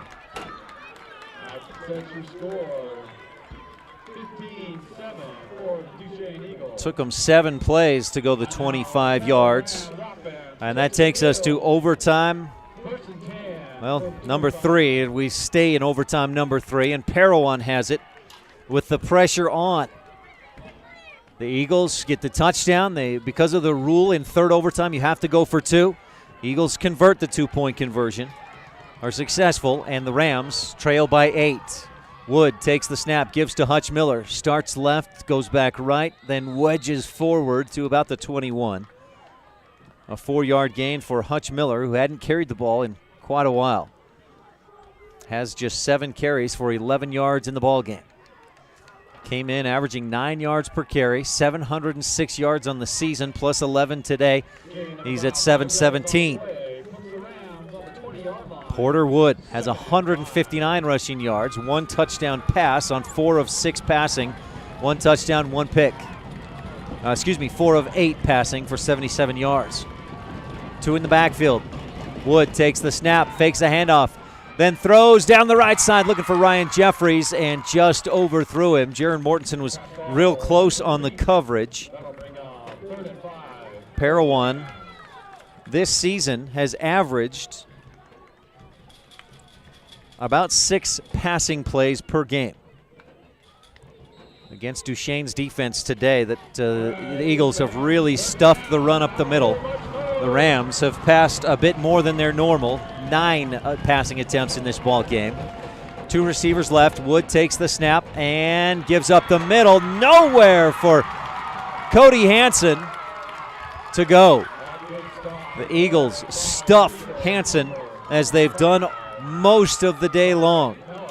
They'll spot Hansen at the 19-yard line, give him a 2-yard and a half gain. Hansen, 14 carries, 39 yards. He's well over 1,000 yards on the season, averaged 7.5 yards during the year per carry during the regular season. But in this game, about 2.5, maybe 3 yards per carry at best. Timeout, Parowan. The Eagles lead 15-7 in overtime number 3. We'll take a quick timeout as well. On the Cache Valley Visitors Bureau, it's Duchesne 15, Parowan 7. You're tuned in to Utah 1A Playoff Football, presented by Bear Lake Realty on mylocalradio.com. Once you've visited the Bear Lake Valley, you'll want to come back many more times. Realtor Gary McKee and the team at Bear Lake Realty can show you ways you can own a piece of the lake. Whether you want a summer home, a lot, a quarter share in a home, or a place to live year-round, Gary McKee is the #1 real estate agent in Bear Lake. Visit with Gary today and learn about all the options you have. Bear Lake Realty in Garden City, Utah. Visit bearlakerealty.com.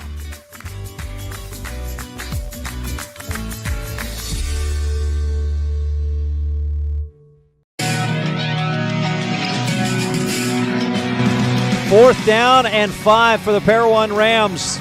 Eagles on top in the third overtime. The Rams have to score the touchdown and convert 2. But it's 4th and 5, and Hutch Miller moves early. A false start, and we'll make it, instead of a 4th and a short 5, it'll be 4th and 9. They'll walk this one back to just inside the 25-yard line. The false start, Duchesne has had 4 of those today. That is Parowan's first false start of the game. 4th and 9, same play for Parowan.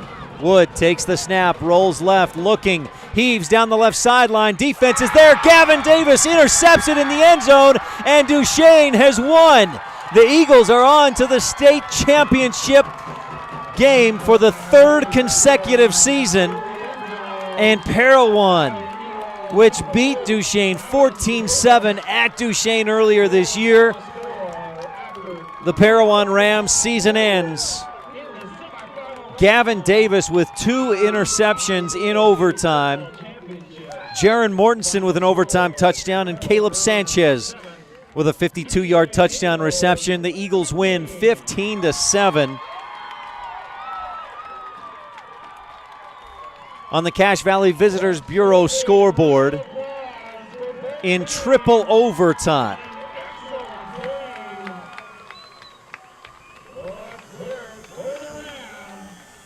Oh boy, we got a buzzer sounding here in the booth for the moment. Got that turned off, and the Eagles are on to the championship. They'll face either Monticello or Kanab. Those 2 teams eager to take the field. Their game was scheduled to start at 1:30. They'll get some time to warm up. We'll have a pregame show coming up. Our final score, 15-7 on the Cache Valley Visitors Bureau scoreboard. Porter Wood, 27 carries, 159 yards, but 2 interceptions, both in overtime. And the Duchesne Eagles win 15-7. Jaron Mortensen in overtime, 8 carries, 41 yards.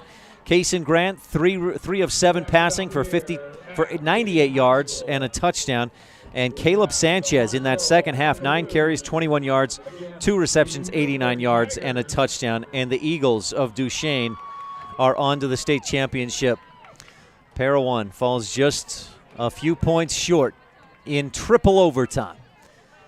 Congratulations to the Eagles. Parowan, sad to see you go home and finish your season. We wish you the best of luck in the future. That'll do it for this broadcast of Game 1, Bear Lake Realty presentation of 1A Utah Playoff Football on mylocalradio.com. We thank you for tuning in.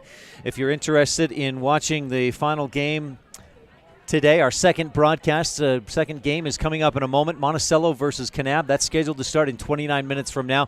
So we'll wrap up our post-game show and start the pregame show for that next game here in just a few minutes. You can stay tuned here to live.ksl.com and check on mylocalradio.com. There's another link there for you to watch game number 2, starting here in just a couple of minutes. Duchesne Eagles win in triple overtime, 15-7 on the Cache Valley Visitors Bureau scoreboard. This is the Utah 1A Football Playoffs presented by Bear Lake Realty on mylocalradio.com. Today's live online streaming video has been brought to you by Rocky Mountain Yeti, West Star Printing, and Rocky Mountain Signs of Evanston.